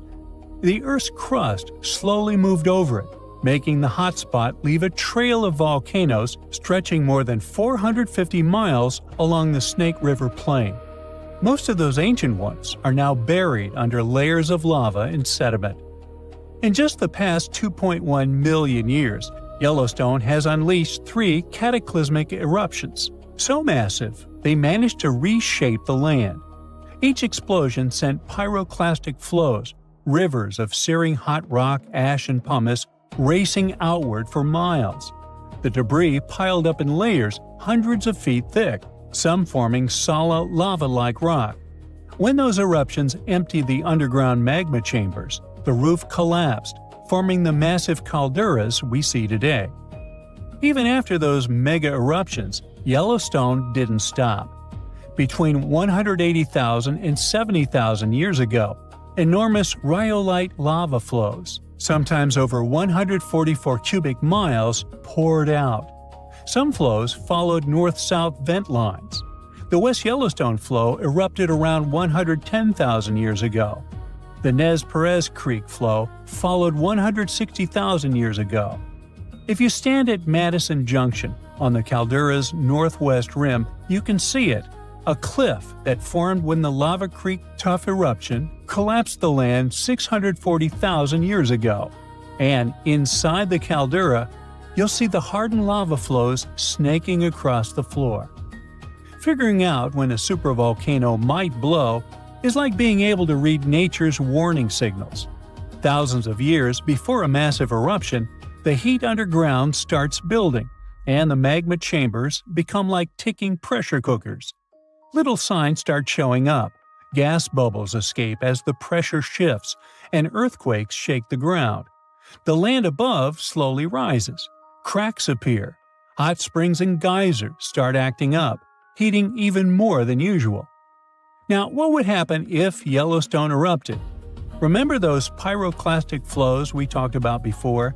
They can contain 2 parts: the lower flow of the hot lava that moves at ground level, and a cloud of ash that follows above the lava level.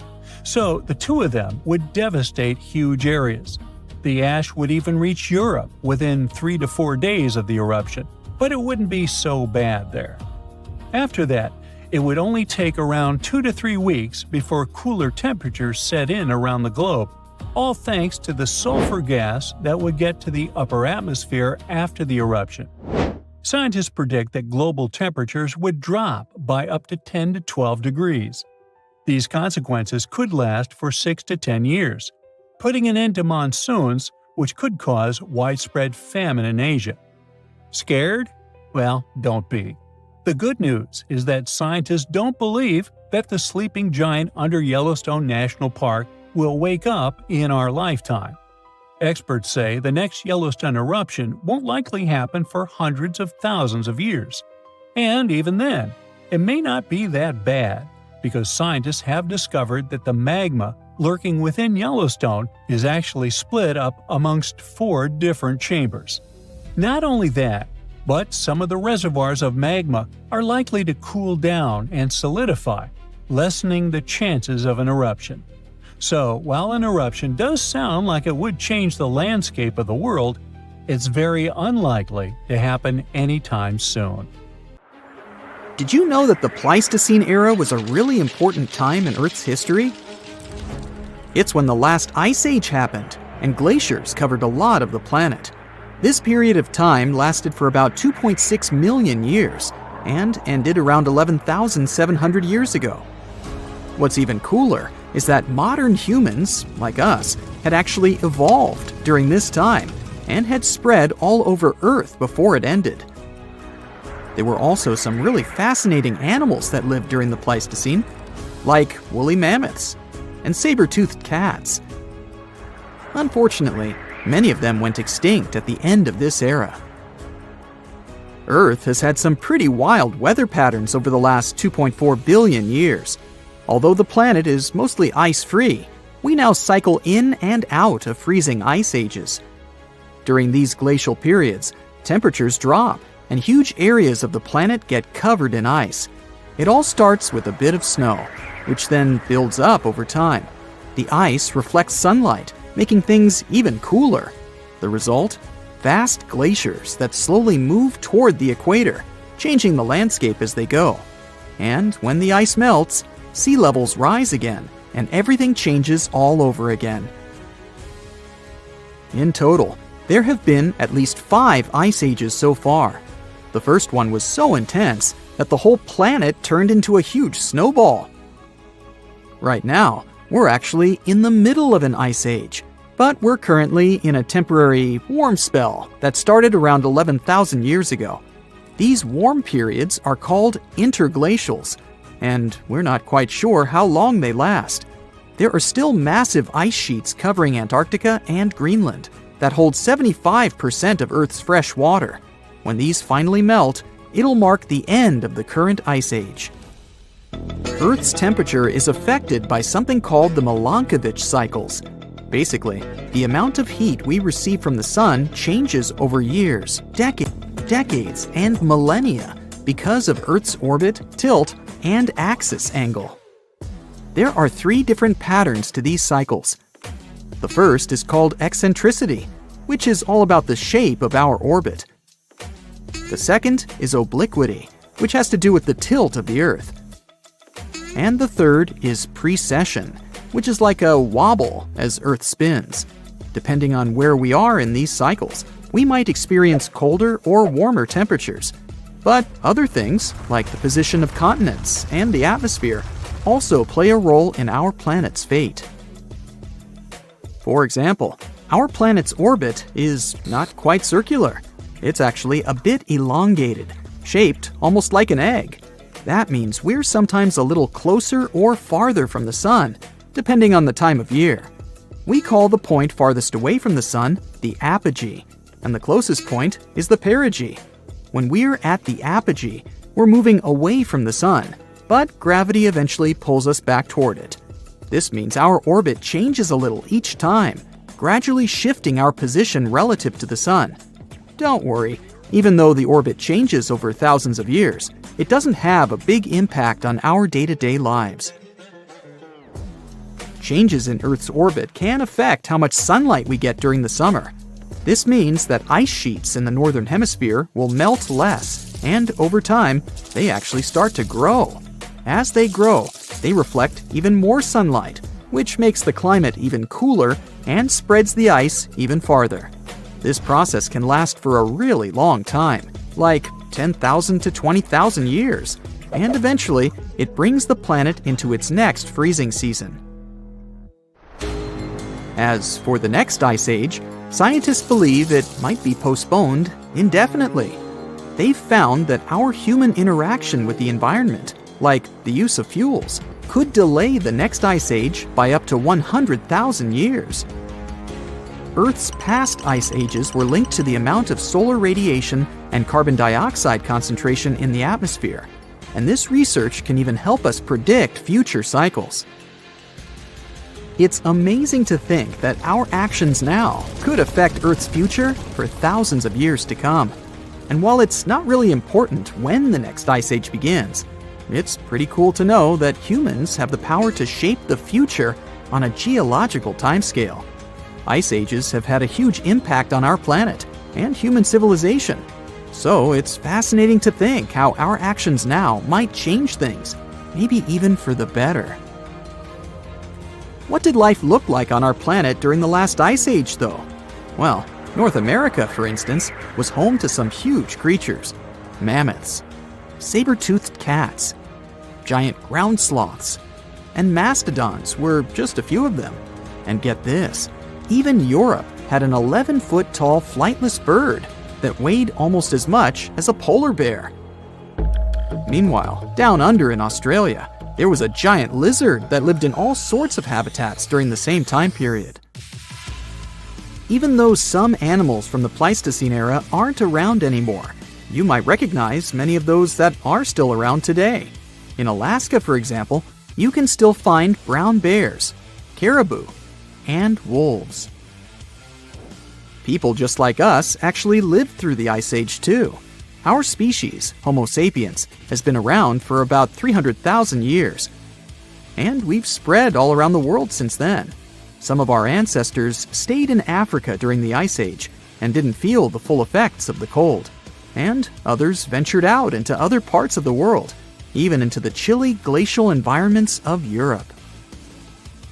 Our early relatives, like the Neanderthals in Europe, and the mysterious Denisovians in Asia, were also around during this time.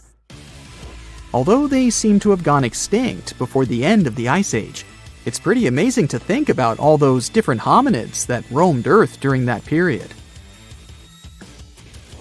What's also fascinating is how our species managed to survive the Ice Age, while some of our cousins didn't. Some experts believe that our adaptability, social and communication skills, and the use of tools played a huge role in it. And guess what? Humans didn't just hunker down during that time. We actually moved into new areas. Fossilized footprints found at White Sands National Park in New Mexico prove that humans have been in North America since at least 23,000 years ago. That's close to the peak of the last Ice Age. While a full-blown Ice Age might still be far away, there is a possibility of a mini Ice Age coming our way. Some scientists believe that in about 10 years, we might experience a significant drop in solar activity, leading to colder temperatures in the northern hemisphere. This could result in conditions similar to the Little Ice Age in the late 17th century, when the Thames River in the UK froze over. While scientists aren't quite sure what caused that cooling, it's fascinating to think about the potential changes. We've done it before, so we know that humans will most likely survive the next real Ice Age, even if we don't manage to figure out a way to stop the next freezing era. But it would come at a high cost. All the ice that would cover most of the northern hemisphere would have to come from oceans, which would cause the sea level to drop. This could mean more land for some countries, but it would also create other problems. Sea levels going down might seem like a great thing at first, but actually, it could lead to some challenges. Having been covered with salt water for thousands of years, the new land might not be very fertile. This means it wouldn't be great for growing crops, and we'd have to find other ways to feed ourselves. Back when humans first started out, there weren't many of us, and there was plenty of food. Now, with over 7 billion people on the planet, it's a different story. We'll need to be resourceful to make sure everyone has enough food to eat. Hey, want to take a wild trip back in time to the Jurassic or Cambrian era?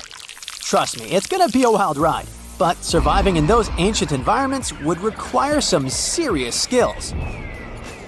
At the start of the Cambrian era, the air would be as thin as at the base camp of Mount Everest, but the climate was actually pretty chill and consistent back then. However, there was one teeny tiny problem: no land plants or animals to feast on. So forget about firing up the grill for a juicy steak. Instead, you'd have to come up with creative ways to catch trilobites and other funky-looking shellfish. Good luck finding a spear without any wood or a fishing net without any plant fibers. And get ready to eat them raw, unless you can figure out how to extract oil from these creatures or burn dry seaweed. But wait, if you're looking for a more comfortable existence, you gotta travel to 100 million years ago, to the Silurian period. Here, things start to get a bit easier. The air is still thin, but there's a bit more oxygen to go around. Plus, the climate is warmer and cozier. Simple land plants have finally made their debut. Not only that, but the first bony fish also show up on the scene, so you might actually find something more palatable to munch on. Just watch out for those prehistoric millipedes and spider-like creatures that share the land with you. They might not be the best dinner companions. Yeah, it all sounds fun and feasible, but let's talk a bit more about this crazy idea of instant transportation. If you magically appeared in a different time, the first thing you'd have to worry about is the amount of oxygen in the air. Now, looking at that fancy graph up there, it's pretty clear that oxygen levels used to be super low before about 0.85 billion years ago. Like, we're talking just a few % of the atmosphere. And there wasn't even any O2 in the air until this event called the Great Oxygenation happened about 2.3 billion years ago. So if you ended up back then, surviving would totally depend on how fit you are. If the oxygen concentration was less than 10%, you'd probably pass out, but not pass away. If it was just above 10%, you might be able to function, but you wouldn't exactly be living your best life.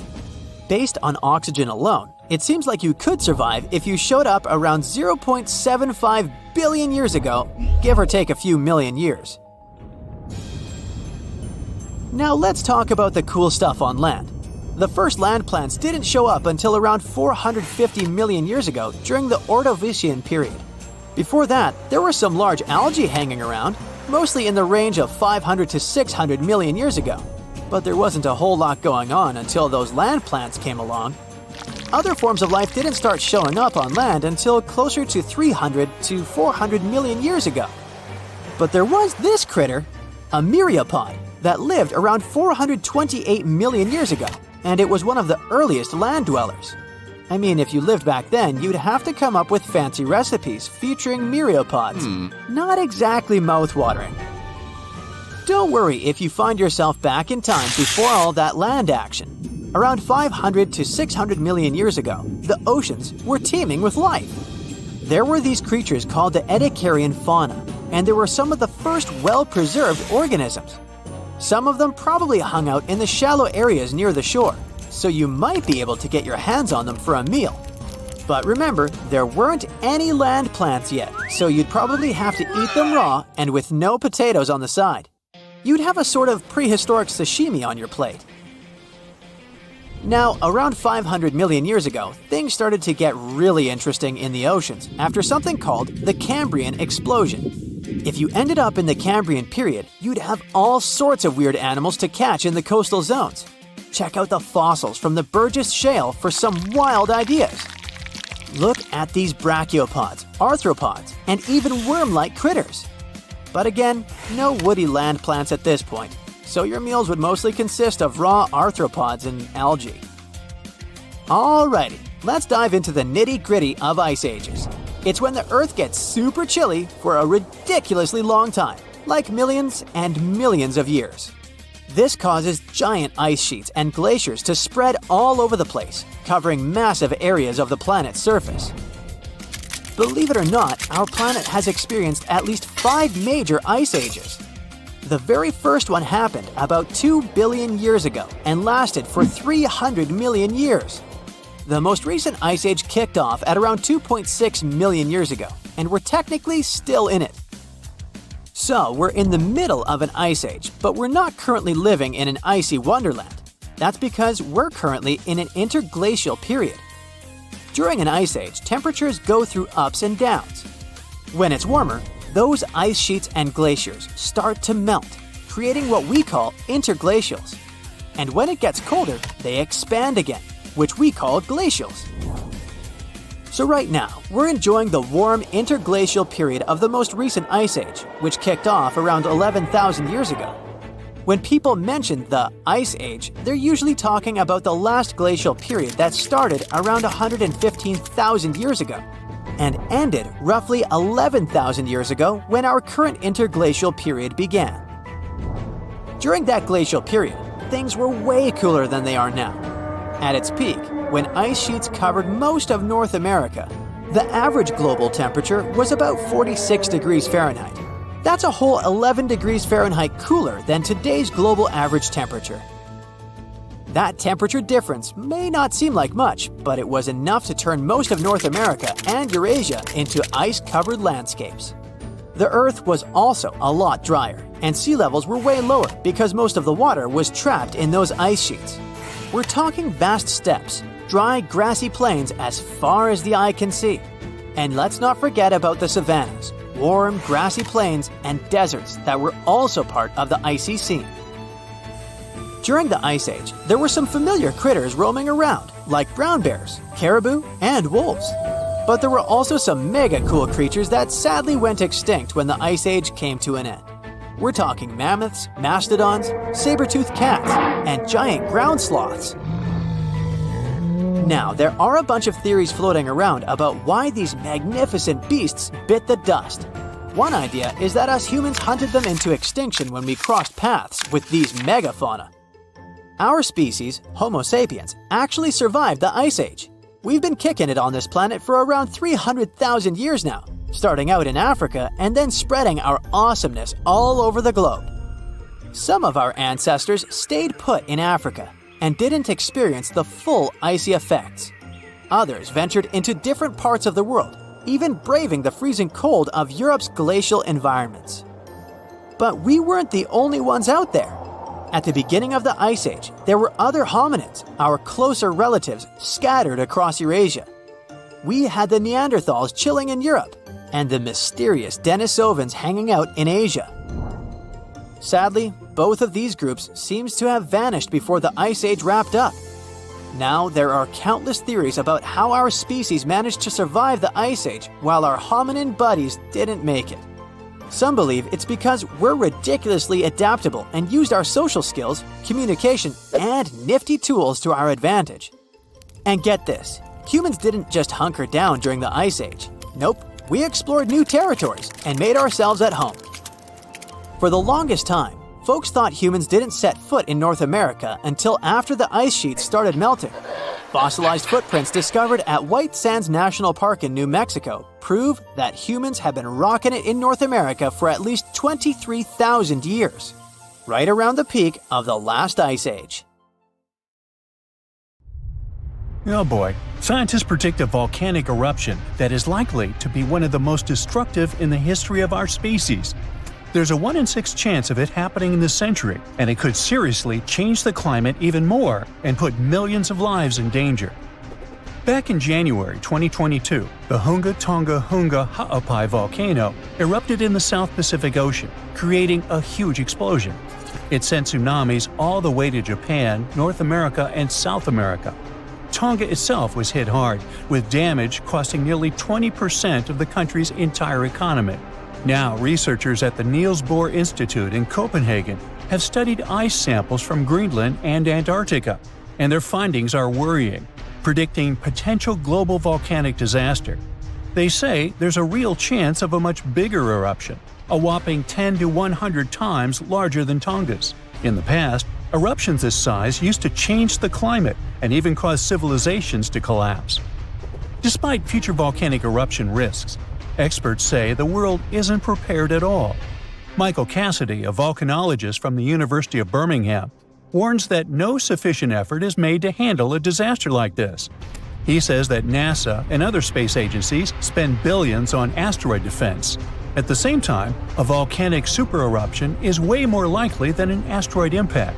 And right now, there's no global plan for dealing with a massive eruption, even though it's likely to be far more destructive.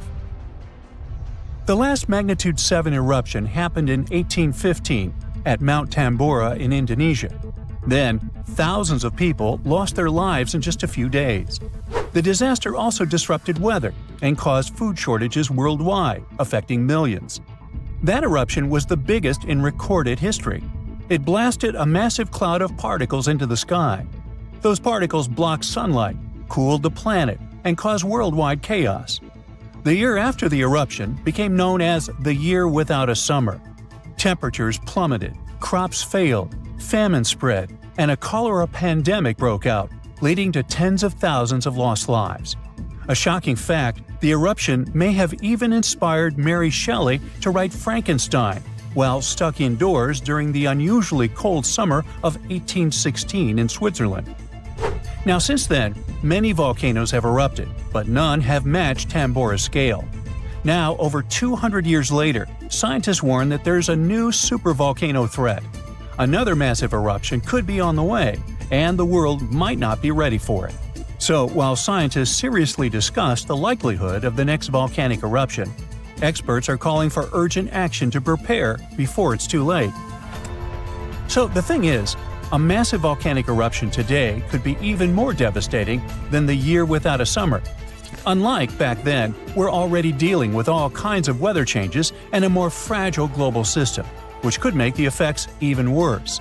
Dr. Michael Rampino, a geological scientist, warns that the world is more unstable now, and it means that a modern-day mega-eruption could have even more severe consequences. But this time, greenhouse gases from fossil fuels may make the aftermath of such an eruption even colder instead of warmer. So we're talking about volcanic activity endangering humanity. Dr. Thomas Aubrey, a volcanologist, found that in a hotter, more turbulent atmosphere, the sulfur dioxide gas released by a volcanic eruption would spread faster and farther than in the past. This gas forms sulfate aerosols, which reflect sunlight and cause global cooling. Because these tiny particles would be more evenly distributed, they'd have a stronger cooling effect than in 1815. Another atmospheric scientist at Cambridge explains that the size of these airborne particles matters. It affects how they absorb sunlight, and in a future warmer climate, an eruption could make the surface cooling stronger by 15%. At the same time, there are still many unknowns. Scientists from the University of Geneva say that we're only beginning to understand the full impacts of such an event. It's also difficult to precisely estimate future volcanic eruption risks, since we have very little data on older eruptions. So, to understand past volcanic activity, researchers analyze ice cores from Greenland and Antarctica, as well as ancient tree rings. Those act as historical records of weather changes. These measurements suggest that several eruptions in the past few thousand years temporarily cooled the planet by about 2 to 2.5 degrees Fahrenheit. One of the most catastrophic examples is the 1257 Somalis eruption in Indonesia, which was so powerful that it likely triggered the Little Ice Age. It was a period of global cooling that lasted for hundreds of years. More recently, the 1991 Mount Pinatubo eruption in the Philippines slightly cooled Earth for a few years. Because this eruption happened in the satellite era, scientists were able to measure exactly how much sulfur dioxide was released and how it affected the atmosphere. But even with modern tools like satellites and seismic instruments, scientists still have difficult times forecasting the next big volcanic eruption. Luckily, even though we can't predict the exact timing, we can study worst-case scenarios to help authorities prepare. This includes creating evacuation plans and stockpiling food in case of global crop failures caused by volcanic cooling. The changes in weather patterns might make volcanoes more active. Melting glaciers can reduce pressure on underground magma, which will increase the chances of an eruption. Plus, more extreme rainfall, which is becoming more and more common, can seep into volcanic cracks and cause powerful steam-driven explosions. It can affect both active and dormant volcanoes. Because of these risks, researchers are now mapping volcanoes that are the most vulnerable to climate change. Their studies show that the highest supervolcano threat comes from such areas as Iceland, Chile, and Indonesia. Those are places where glaciers are melting quickly or rainfall is increasing dramatically. A 2022 study found that 716 volcanoes worldwide, that's about 58% of all known active above-ground volcanoes, could be triggered by extreme rainfall, increasing the likelihood of another mini ice age. Now let's get back to that Hunga Tonga Hunga Ha'apai eruption that occurred on January 15, 2022. Scientists have confirmed that it created the highest plume ever recorded. The volcano, located underwater in the South Pacific, sent an ash cloud 187,000 feet high. That's higher than any previously recorded eruption. What makes this eruption even more remarkable is that it was the first to ever reach the mesosphere. It's the third layer of Earth's atmosphere. The mesosphere begins at about 160,000 feet above Earth, where meteors start burning up and creating shooting stars. To measure the plume's height, researchers from the University of Oxford and RAL Space used data from 3 geostationary weather satellites. Before this, the record for the highest volcanic plume was held by Mount Pinatubo's 1991 eruption in the Philippines, which reached 131,000 feet high. Interestingly, this kind of measurement was only possible thanks to modern satellite technology, and a decade ago, no one would have been able to do this. Another volcano we should mention in relation to a potential global volcanic disaster is located on Iceland's Reykjanes Peninsula. Its latest eruption happened in November of 2024, leading to evacuations in nearby areas. The eruption began just after 11 p.m. with little warning. The volcano released orange lava from a nearly 2-mile-long fissure. Authorities ordered evacuations for about 50 homes and guests staying at the Blue Lagoon Spa Resort, a popular tourist destination southwest of Reykjavik. While air travel was not affected, officials still warned of potentially dangerous gas emissions spreading across parts of the peninsula, including the nearby town of Grindavik. Grindavik, home to 3,800 residents, has repeatedly witnessed volcanic activity, and past eruptions even damaged its infrastructure and forced evacuations. For example, in August 2024, a 2.5-mile-long crack opened at the Sunthunkangigar crater near Grindavik. It led authorities declaring a state of emergency as lava flowed in multiple directions. Fortunately, Iceland's meteorological office reported that the latest eruption was significantly smaller than the one in August. Geophysics experts conducted aerial surveys and figured out that the situation appeared less intense than the previous eruptions. These days, Grindavik is not at risk, but the possibility of further developments cannot be ruled out. Scientists predict more volcanic eruptions. One of the largest apocalypses that humanity has experienced happened about 74,000 years ago on the territory of modern Indonesia. It was an eruption of a supervolcano on Mount Toba. It was also the biggest eruption on Earth over the last 2 million years. Even the tragedy of Pompeii, when the volcano Vesuvius destroyed the entire city, was not so large-scale. At the time of the Toba eruption, humanity was as close to extinction as ever. And the problem wasn't in the volcano itself, but in the consequences that came after. Some studies suggest that 3,000 to 10,000 people could survive the period after the eruption. During the disaster, Toba released millions of tons of volcanic ash and soot. This cloud spread across the sky, blocking the sun in India, Indonesia, and over the Indian Ocean. Some scientists claimed the world had been plunged into volcanic winter for several decades. Take a look out the window in cloudy weather. Do you see how gray clouds cover the sky? But still, clouds let the sunlight pass through. It was much worse during the Toba eruption since sulfur dioxide in the volcanic ash reflected sunlight. Dust and ashes didn't settle for a long time. Perhaps they flew all over the planet, destroying many living things. a lot of plants couldn't survive because of the lack of sunlight. Also, Earth's temperature dropped by several degrees, which led to new disasters. In today's modern world, the temperature doesn't affect residents of our cities that much. But for nature, even minor changes may entail catastrophic consequences. For example, plants and insects can live at the same temperature for thousands of years, but a sharp cold snap destroys them. This leads to the fact that almost all animals don't get enough food to feed their offspring. The population of all creatures in the wild is dropping. The ancient people of that time survived by hunting herbivores and gathering berries, fruits, and mushrooms. But the eruption destroyed almost all of it. Also, a lack of light caused a lack of vitamin D. As a result, people were starving and they also were pretty depressed. However, some scientists think that many people survived this period quite easily, especially those who lived on the coast of South Africa. The ocean received the most minor damage from the disaster. The tribes who lived near the water caught a lot of fish. Both versions haven't yet been proven. Scientists still try to build an accurate picture of human development after this volcanic apocalypse. About 50,000 years after the Toba eruption, when the sun had finally passed through the gray clouds and the ash settled on the ground, nature and people began to restore the previous balance. But the warm times quickly didn't start as the Ice Age had already begun, and this problem was much more severe, as it lasted for thousands of years.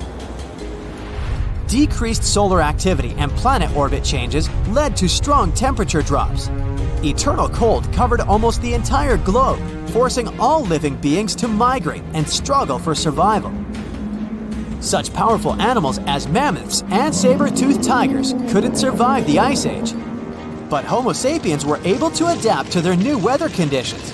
People hid in caves, made fires, and improved their hunting skills. Therefore, in a sense, the Ice Age made humanity stronger. In the modern world, such weather can cause significant problems for the global economy and create financial crises worldwide. The last period similar to the Ice Age happened at the beginning of the 19th century.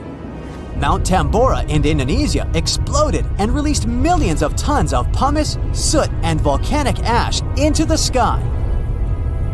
People who lived on a volcanic island got the most severe damage in the first few minutes, but then the eruption's consequences began to reach the whole world. Volcanic ash again blocked sunlight and led to one of the coldest years in North America and Eurasia. This year, 1816, is better known in history as the year without summer. The ash cloud increased humidity and lowered the temperature in many areas.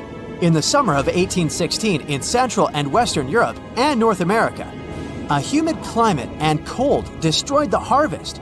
Prices for goods rose and poor people lost access to food. Logistics and transport also suffered.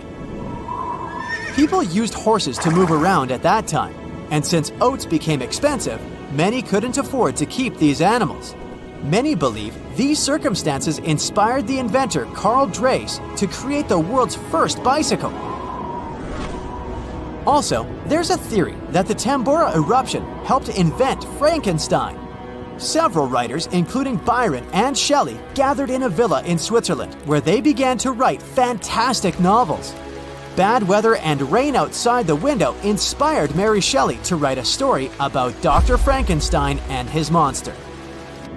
Even now, this volcano is active, but it's not going to wake up anymore. But if it happens again, will we be ready this time? Most likely, there will be fewer consequences since we have technologies, big incubators, and greenhouses where we grow livestock, vegetables, and fruits. Of course, winter will provoke a crisis all year round, but we can easily survive it. In the 1930s, another disaster occurred, but this time it was caused not only by nature, but also by people. At that time, many countries were heavily dependent on crops. Vast territories were sown with them. People were engaged in excessive farming. Therefore, when a severe drought began, the soil was quickly depleted. the ground ran out of nutrients necessary for the growth of wheat and corn. This led to the fact that the top layer of soil was turned into tiny dust. Then, west-easterly winds hit such states as Colorado, Nebraska, Texas, and Oklahoma. They rose the dust into the air and formed thick clouds. This period is considered the most challenging time of the Great Depression. It's the Dust Bowl.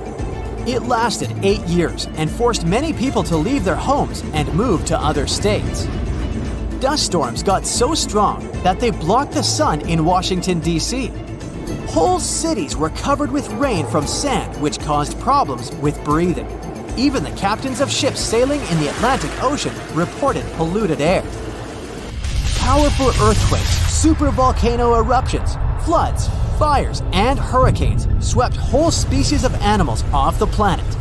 But a human has always survived in the most challenging conditions, so don't worry about the next global catastrophe. People will handle it. We hope so. But what if some global catastrophe happens? For example, a huge meteorite falls or the atmosphere gets poisoned. In this case, it'd be best to find a remote island or fly to the moon. The main thing is to have the opportunity to return. After all, sooner or later, the apocalypse ends and Earth will be as good as new. Probably. Another option is to live in an underground bunker with large reserves of food and oxygen. About 8 billion people are living in the world. For humanity to prosper again after the apocalypse and restore its population, 1 to 500 people will be enough. There have been cases in world history when small tribes numbering a few hundred people have lived for centuries and even millennia. However, to do this, you'd have to leave megacities. Big towns only import food. They're heavily dependent on farm fields and crops. During some global catastrophe, no one would give food to the cities. Hunger would lead to complete chaos. To live well, people would need to escape from their towns and repeat the practice of those who lived in the early Neolithic period. It was about 12,000 years ago, just after the end of the last ice age. People at that time lived separately in small villages. The population of each of them was from a couple of hundred to 1,000 people. They lived independently, provided food, and made big families. In fact, it's not such a bad option after the apocalypse to grow vegetables on a small farm, eat healthy food, and enjoy nature. Whoa! Earth's surface is shaking. Long cracks split the ground open. Lava rivers are rapidly flowing down the slopes. Deafening noise is filling the air. Rocks and other debris are flying high up. Clouds of volcanic gas and ash cover the sky. Now, this is not a plot of a blockbuster disaster movie. It's what happens when supervolcanoes decide to erupt. But this is likely not the scenario that will take place when the world's largest volcano, Mauna Loa, decides to finish its long nap. In 2021, scientists were sure it would happen soon. But so far, nothing. The volcano's seismicity keeps increasing and then going back to normal. But you never know when this giant will finally come back to life. That's why experts have been monitoring geological activity on Hawaii's largest island for quite some time. The Big Island of Hawaii is made up of 5 volcanoes, including the most active on the planet, Kilauea, and the largest, Mauna Loa. This gigantic thing makes up almost half the landmass of the island. And what lava Kilauea emits in one day, Mauna Loa could spew out within 20 minutes. That's what it did in 1984. While Mauna Loa's smaller sibling has been throwing tantrums for a while, the giant has been slumbering ever since its last eruption. But very recently, the Hawaii Volcano Observatory has recorded more than 200 mini-earthquakes below Mauna Loa. It likely means an increased flow of magma down there. Good morning! The volcano might be waking up, or not. If Mauna Loa did suddenly erupt, lava flows could reach the ocean and the most populated and touristy places, like Captain Cook, very quickly, in a matter of hours. In 1984, the last time the volcano erupted, lava got as far as the outskirts of Hilo on the other side of the island. That's where a campus of the University of Hawaii is found. Luckily, people had a few weeks' warning to get ready for the disaster. These days, locals have special go bags ready with the most important stuff, including documents and money. Such precautions can come in handy in case of an emergency evacuation. Even though most Mauna Loa eruptions have so far only affected the summit area, several of them sent lava all the way down to the ocean, and you never know how powerful the next eruption will be. Now, what is the highest mountain on Earth? Mount Everest, you say? Well, it depends. From seafloor to the summit, Mauna Loa is 1,000 feet taller than the famous Himalayan peak. The volcano is so big, it makes the Pacific plate it's sitting on literally slump under its weight. Scientists say that when this monster of a volcano erupts, the volume of lava coming out per unit will be life-threatening. Over its recorded history, Mauna Loa has been erupting regularly, almost every 6 years. And even though the last eruption of the volcano occurred about 40 years ago, scientists are certain it'll happen again. Now, remember the scene I showed you at the beginning? Well, you can relax. It's not likely to happen with Mauna Loa. The thing is, big island volcanoes, including Mauna Loa, aren't very volatile. That's because they're shield volcanoes. These volcanoes got such a name because they aren't really very high and resemble a warrior's shield placed flat on the ground. Shield volcanoes get formed by very fluid lava. It travels farther and forms much thinner flows than lava erupted from a stratovolcano, which is conically shaped and tall, like the infamous Krakatoa in Indonesia. So if, or should I say when, Mauna Loa erupts, there probably won't be ash clouds and tons of debris. The most dangerous thing will be lava. Since Mauna Loa is a shield volcano, its lava is extremely fluid and voluminous, which allows it to flow far and fast. Using theoretical vent maps, experts from the Hawaii Volcano Observatory have made charts of possible lava flows. They're kind of worried about earthquakes clustering at high rates. It likely means that lava is on the move under the surface. 500 to 600 earthquakes per day are a serious reason to be on high alert. On the other hand, it doesn't necessarily mean a disaster or inevitable eruption.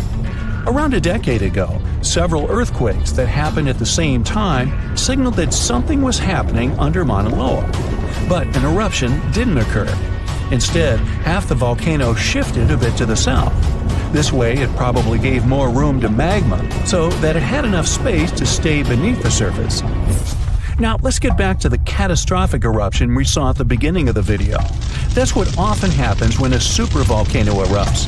Those are volcanoes that have at least once had an eruption with a volcanic explosivity index of 8, which is the largest recorded number on the index. Supervolcanoes are often extremely large, with no cone at all. That's because they're typically the remains of gigantic magma chambers that once flared up, leaving behind a caldera. They're usually found over hot spots. Supervolcanoes can produce super eruptions, and when they do, they blow more than 240 cubic miles of ash, molten rock, and hot gases up into the air. In other words, 4 super eruptions could fill the Grand Canyon to the brim. Supervolcanoes get formed when gigantic volumes of scorching hot magma are trying to escape from deep underground. This magma rises close to the surface but can't break through Earth's crust. That's why a huge pressurized pool of bubbling magma gathers at a depth of only several miles. The pressure keeps growing because more magma is trying to get to the surface until, bam, a super eruption occurs. The most recent super eruption happened in New Zealand. Well, when I say recent, I mean around 26,500 years ago. Nah, I wasn't around then. That's when a supervolcano beneath the surface of Lake Toba spewed into the air more than 300 cubic miles of ash and pumice. Imagine 500,000 Great Pyramids of Giza flying up at the same time. That's how incredibly powerful that eruption was. But the most exciting and confusing thing about the eruption was that the Toba volcano simply didn't go off like many others. At first, everything was going as usual. More than 200 square miles of magma had built up under the surface, and the pressure was getting higher and higher. But after the rock cracked and the first part of lava rushed out of the crater, something went wrong, and the supervolcano took a break. Only several months later, the disastrous eruption shook the ground, and thousands of tons of lava, rocks, and ash flew high into the atmosphere. But the age of supervolcanoes isn't over. The most infamous of them all is probably the one in Yellowstone National Park.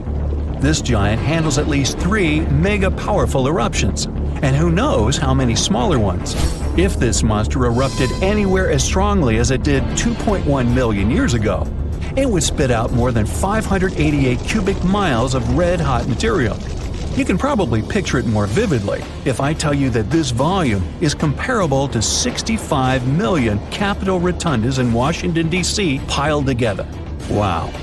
Anyway, scientists are sure that Yellowstone doesn't present any danger these days. For an eruption to happen, magma inside must be at least 50% molten. With the Yellowstone caldera, this number is just 5 to 15%. But of course, Yellowstone isn't the only supervolcano on our planet. There's also New Zealand's Toba you already know about, Japan's Airy Caldera, California's Long Valley, Indonesia's Toba. Any of them can one day produce a super eruption. There are also several so-called supervolcanoes that haven't lived up to this name yet because they've never produced anything like a super eruption.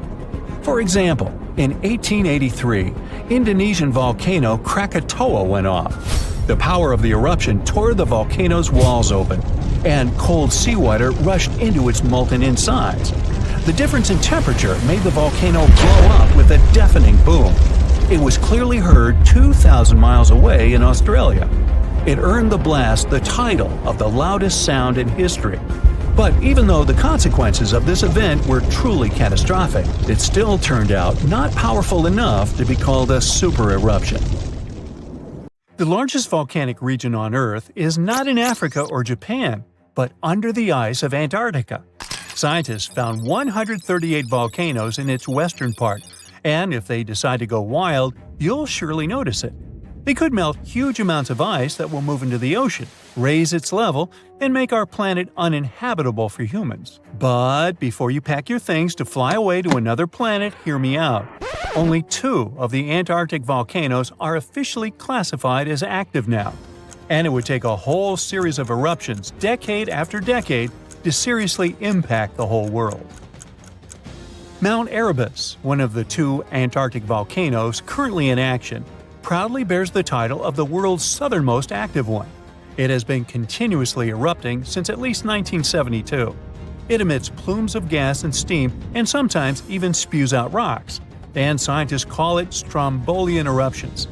One of the coolest features is a lava lake in one of its summit craters, with molten material on the surface. Such lakes are rather rare because they need certain conditions to make sure the surface never freezes over. The second active volcano is Deception Island, a horseshoe-shaped landmass. It is the caldera of an active volcano that last erupted over 50 years ago. Scientists who monitor it say it shouldn't go wild anytime soon. Antarctica also has plenty of fumaroles. Those are volcanic vents that release gases and vapors into the air. In the right conditions, they can spew out enough stuff to build fumarolic ice towers up to 10 feet tall. Scientists keep an eye on the Antarctic volcanoes with seismometers that detect when the Earth starts trembling from volcanic activity. Sometimes they also use more complicated tech, but it's all really challenging because of how far away this polar region is and how tricky it is to get there. That's why no one can predict when one of the continent's volcanoes that are now sleeping might erupt. We can guess what this waking up would look like if we analyze the events from nearly 20,000 years ago. So, shall we? One of Antarctica's sleeping volcanoes, Mount Takahe, had a series of eruptions and spewed out a good amount of halogens rich in ozone back then. Some scientists say these events warmed up the southern hemisphere. Glaciers started to melt and help finish the last ice age. For these events to repeat, we'd need a series of eruptions with substances rich in halogens from one or more volcanoes that are now above the ice. It's an unlikely scenario, but since it already happened in the past, it's not completely impossible. As for volcanoes hiding under a thick layer of ice, it looks like their gases would hardly make it to the atmosphere, but they would be strong enough to melt huge caverns in the base of the ice and produce a serious amount of meltwater. The West Antarctic ice sheet is wet and not frozen to its bed, so this meltwater would work as a lubricant and set the overlying ice into motion soon. The volume of water that even a large volcano would generate in this way is nothing compared to the volume of ice beneath it. So, a single eruption wouldn't make a difference. But several volcanoes erupting close to or beneath any of the western Antarctica's big ice streams would.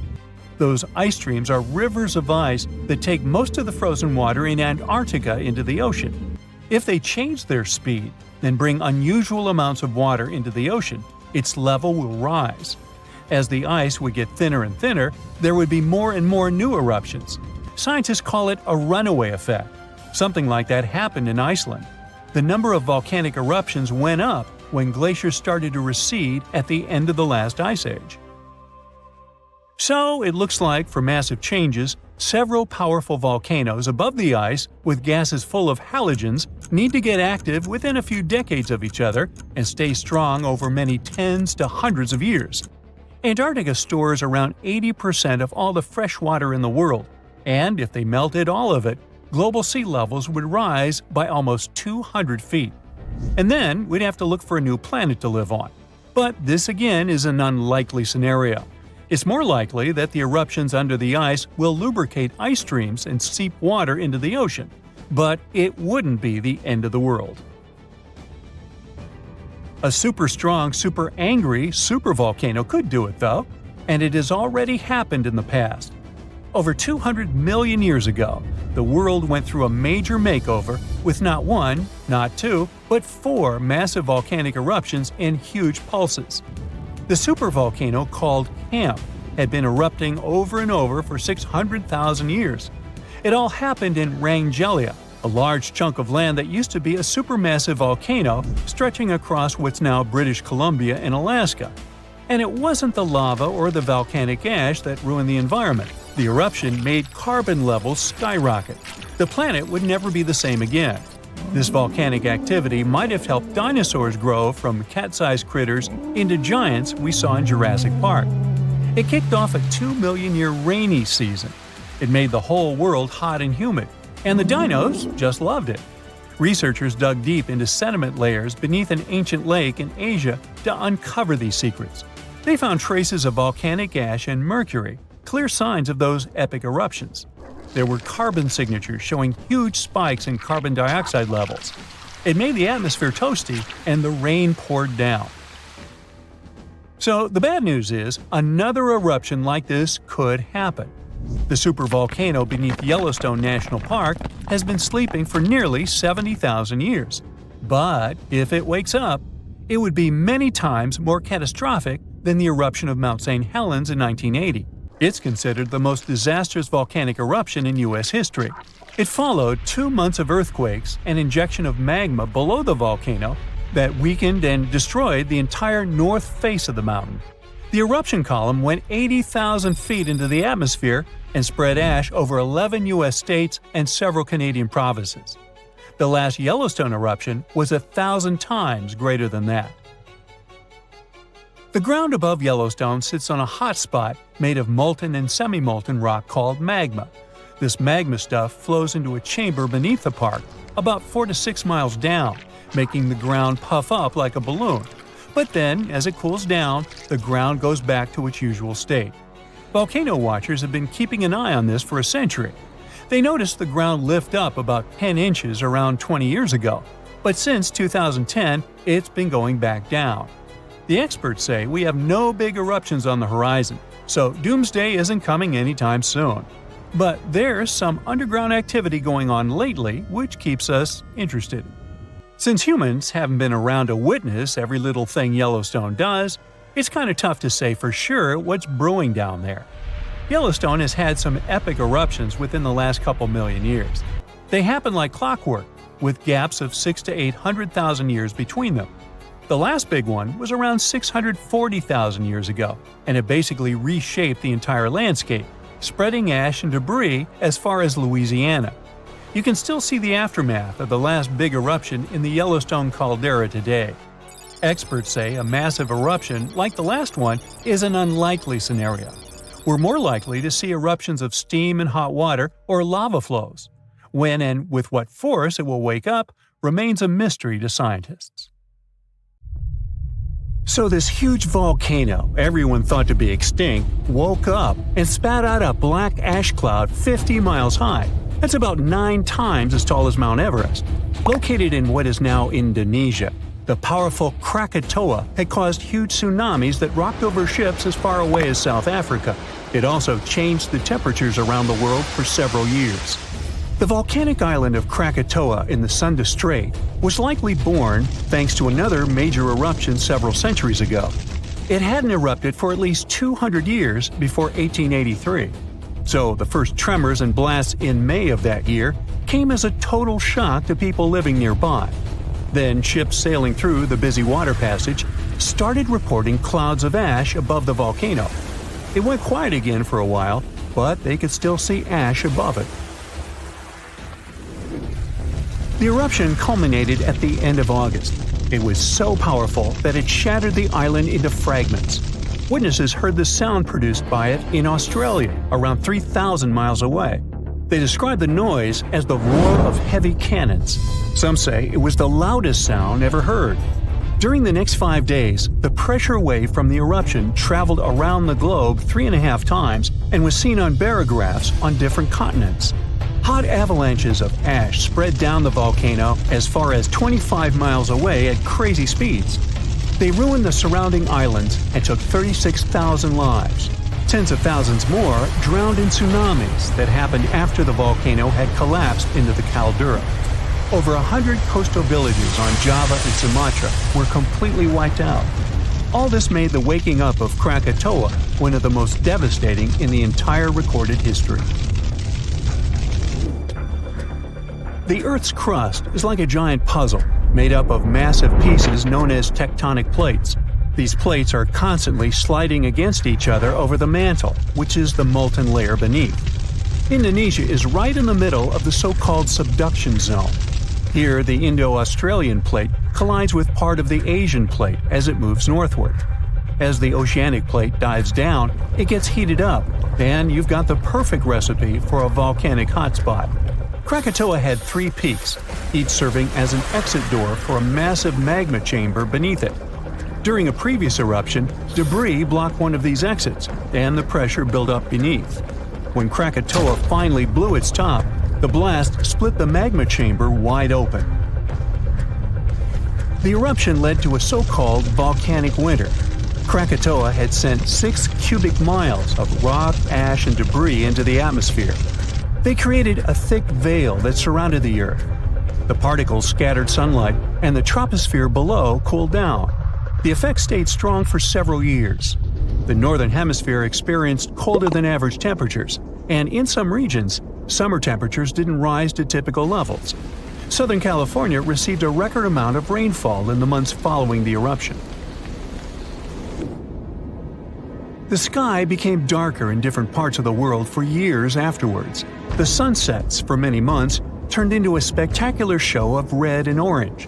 One astronomer supposed it was the source of the inspiration for The Scream by Edvard Munch.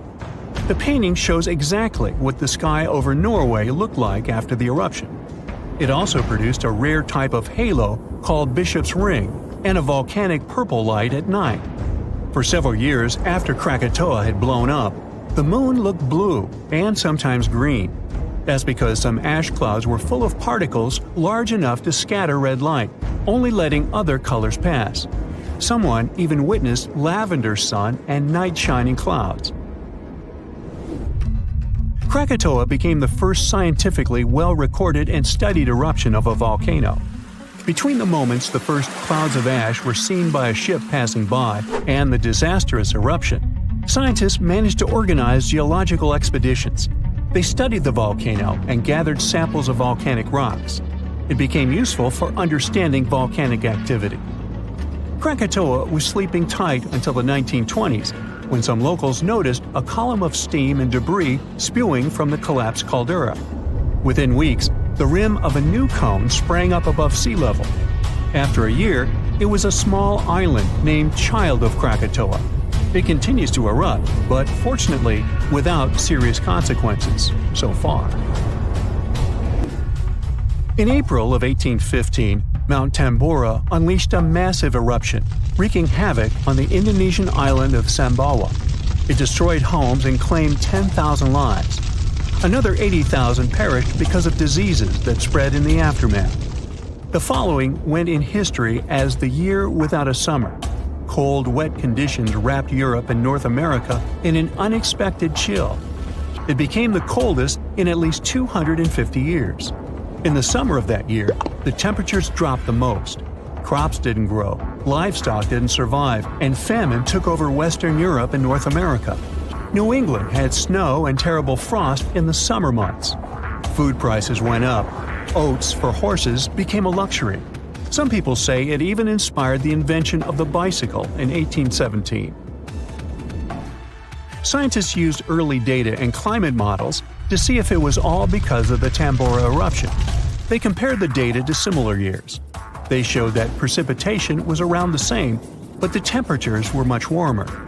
When they introduced the volcano into the scenario, they got the exact data for the year without summer.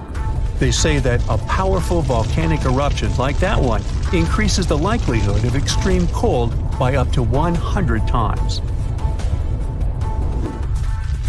The explosion of the Toba supervolcano on the island of Sumatra around 74,000 years ago became the Earth's largest volcanic eruption in 28 million years. Parts of Indonesia, India, and a slice of the Indian Ocean got a cozy blanket made up of 6 inches of volcanic debris. It spat out a volume of rock comparable to almost 3 million Empire State Buildings. The crater it had left behind is still seen from space. All the ash and volcanic gases that sprang into the atmosphere because of the eruption partially blocked the sunlight. A severe volcanic winter began and lasted for 6 to 10 years. Some anthropologists see a connection between the Toba eruption and how limited modern humans are when it comes to genetic variety. Around 74,000 years ago, exactly when the Toba erupted, there was a population nosedive. That's why all modern humans trace their roots back to a tiny group of survivors. The Toba catastrophe theory proposes that most early humans in Europe and Asia didn't make it through the post-eruption climate chaos. Instead, a lucky, genetically limited bunch found their safe haven in Africa. But archaeological and paleoclimate records disagree with this theory. Benjamin Black from Rutgers University and his team set out to crack the code and discovered a hidden paradox. Maybe we were peering through the wrong climate lens. They ran 42 different climate model simulations, varying the magnitude of volcanic emissions, time of year of the eruption, background climate state, and eruption column height to see what climate disruptions the Toba eruption might have caused. There was a significant drop in temperatures in the northern hemisphere in the first year after the event, up to 18 degrees Fahrenheit. The southern hemisphere, where the early humans were settling, didn't go through a rough cooling that could have affected them all. The most significant eruptions that can seriously change the world's climatic patterns come from supervolcanoes like Yellowstone or Mount Toba. Luckily, these erupt very rarely, about every 100,000 years or more. Still, climate scientists study volcanic eruptions to understand and explain short periods of cooling in the history of our planet.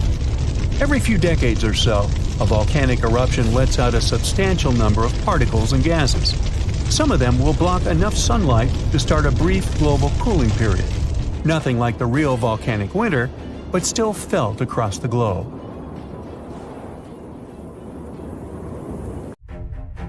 The latest supereruption of Yellowstone occurred 640,000 years ago, and it was long before Homo sapiens saw the light of day.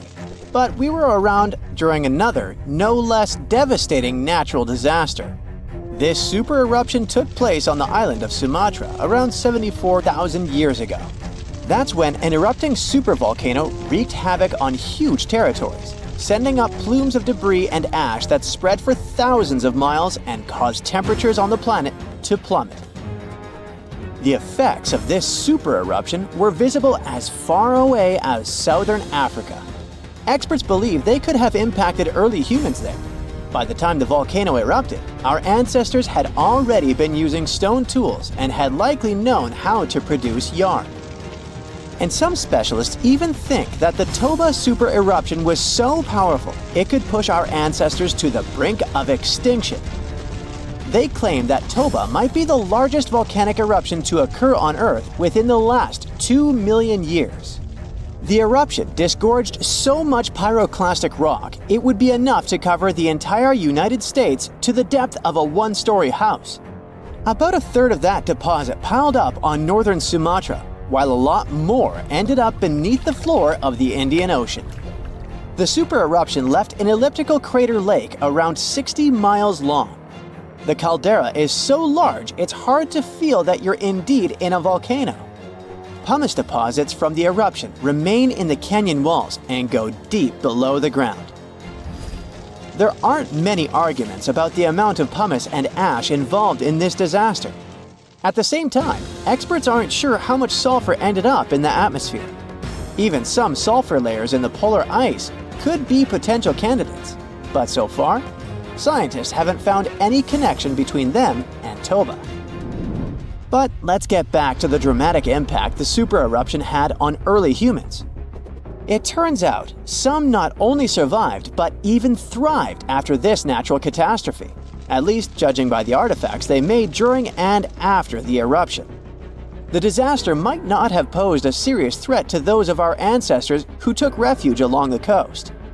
Genetic evidence hints that modern humans descend from a few thousand people that ventured out of Africa around 60,000 years ago. Why just a few thousand? According to some experts, the rest of our ancestors could have been devastated by the Toba eruption. After all, the supervolcano spewed out 1,000 cubic miles of dust and rock in a flash, leaving a scar in the ground that was dozens of miles wide. All that dust and sulfur Toba sent into the atmosphere potentially cooled the surface of our planet, which led to the appearance of glaciers and the lowering of Earth's sea levels. And since Toba might have had an important role in shaping humankind, scientists have been working hard trying to understand precisely how early humans reacted to this disaster. In 2011, several researchers found an enigmatic soil sample in South Africa's Pinnacle Point, an archaeological site overlooking the Indian Ocean. This sample contained some volcanic ash.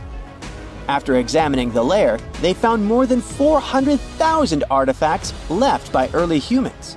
Those ranged from heat-treated stone tools to signs of fire and animal bones. Based on this finding, the team suggested that early humans on the South African coast thrived after the eruption, living in that area for thousands of years and improving their tools.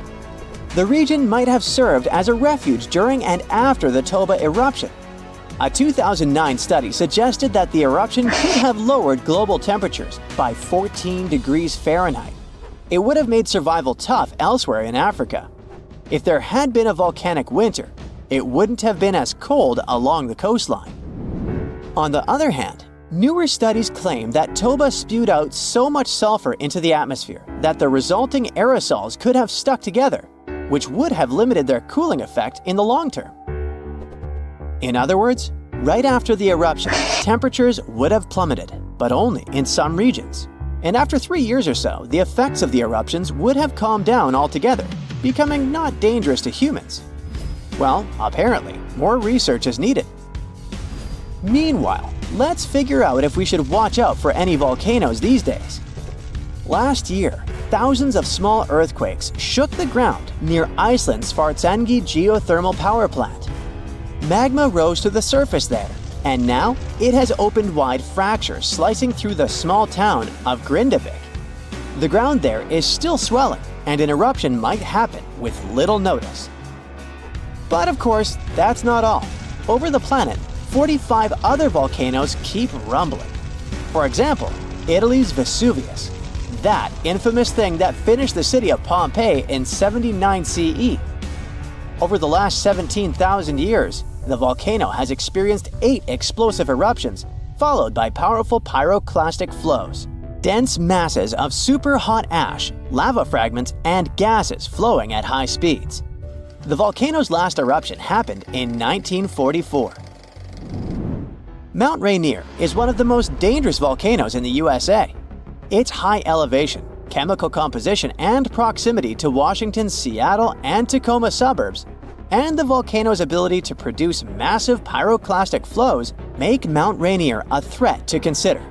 The heat from this volcano could potentially melt the ice and snow covering it, leading to rapid downstream flows of debris, mud, and rocks. The Novarupta volcano in Alaska's Katmai National Park and Reserve formed in a 1912 eruption, which was the world's largest in the 20th century. The volcano sent almost 7 cubic miles of ash and debris into the air. It also produced such a powerful ash flow that it created the Valley of 10,000 Smokes.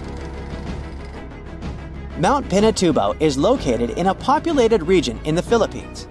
It became notorious after a 1991 massive eruption, which was the second largest eruption of the 20th century. More than 700 people lost their lives during that natural disaster.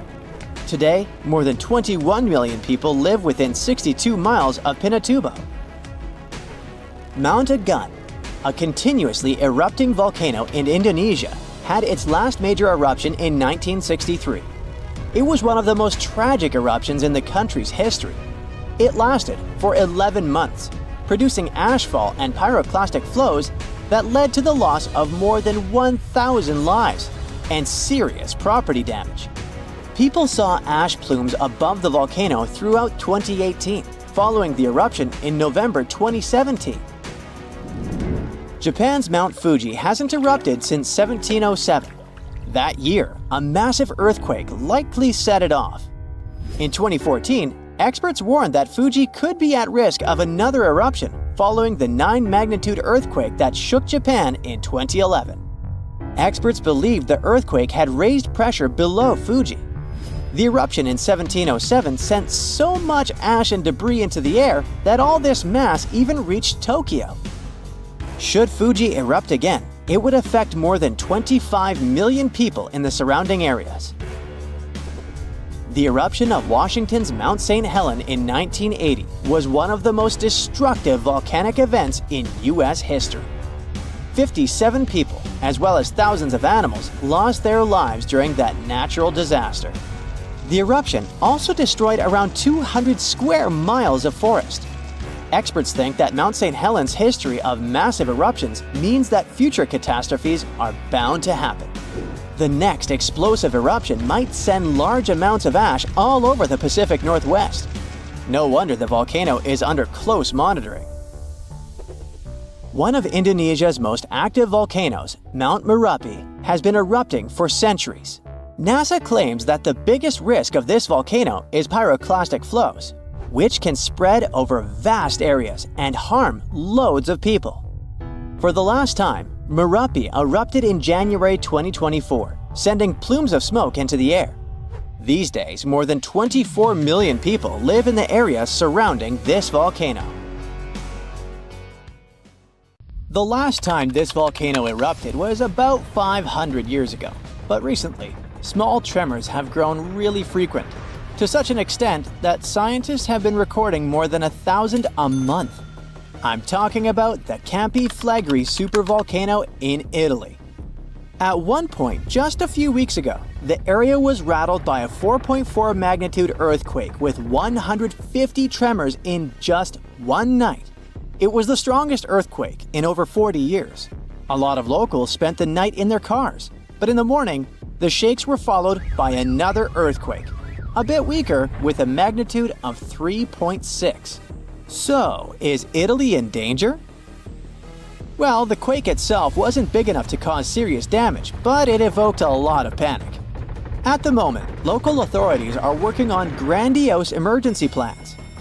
If worse comes to worse, they'll have to evacuate hundreds of thousands of people. One of the reasons is the proximity of this area to Naples with more than 3 million inhabitants. At the moment, they're even considering an option of paying people to leave their homes. Right now, schools remain closed in the Campi Flegrei area. The authorities are allocating more than 500 million euros to ensure the safety of buildings and constructions in the area. a yellow alert is still in place in the region where 80,000 people live. There's the so-called red zone, which is the most dangerous area. There are 1,250 houses in this red zone, and all of them will be at high seismic risk if an eruption begins. Plus, more than twice as many will be at medium risk. Italy is a country prone to seismic activity, and Pozzuoli is a densely populated area that is located on one of the most dangerous supervolcanoes in Europe. Campi Flegrei has 24 hidden underground craters and dwarfs the better-known Vesuvius. Yes, the very volcano that wiped the ancient Roman city of Pompeii off the face of the earth in 79 CE. This city thrived near the base of Mount Vesuvius at the Bay of Naples. In the time of the early Roman Empire, 20,000 people lived in Pompeii. They were merchants, manufacturers, farmers, and others. The soil in the region was rich and fertile, so there were lots of orchards and vineyards. Strangely, no one knew that this black earth was the legacy of an earlier eruption of Mount Vesuvius. The area was a favorite summer destination for rich Romans. Sadly, at noon on August 24, 79 CE, all this prosperity came to an end. The peak of Mount Vesuvius exploded, sending a 10-mile-high mushroom cloud of ash and pumice into the stratosphere. For the next 12 hours, the eruption was wreaking havoc on the city.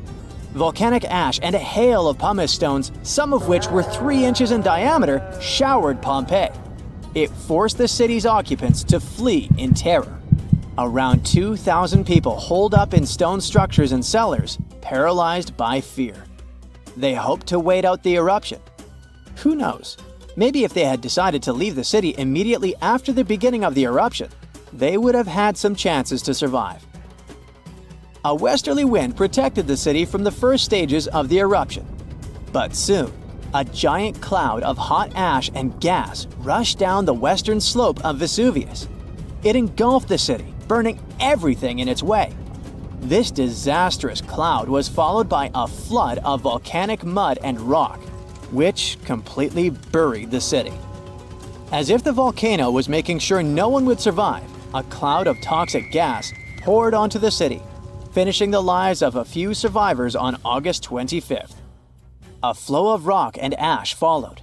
It collapsed roofs and walls and turned the city into a giant cemetery. When a supervolcano erupts, the consequences are usually catastrophic. Supervolcanoes have at least once had an eruption with a volcanic explosivity index of 8, which is the largest recorded number on the index. Supervolcanoes are often extremely large, with no cone at all. That's because they're typically the remains of gigantic magma chambers that once flared up, leaving behind a caldera. They're usually located over hotspots and appear when huge volumes of magma are trying to escape from deep underground. Eventually, they burst through Earth's surface. Sometimes, all this magma gets stuck, unable to break through the planet's crust. And then, massive pools of pressurized magma gather at a depth of several miles. The pressure keeps growing because more and more magma is trying to get to the surface. At one point, a super eruption goes off. The most recent super eruption happened in New Zealand. Well, when I say recent, I meant around 26,500 years ago.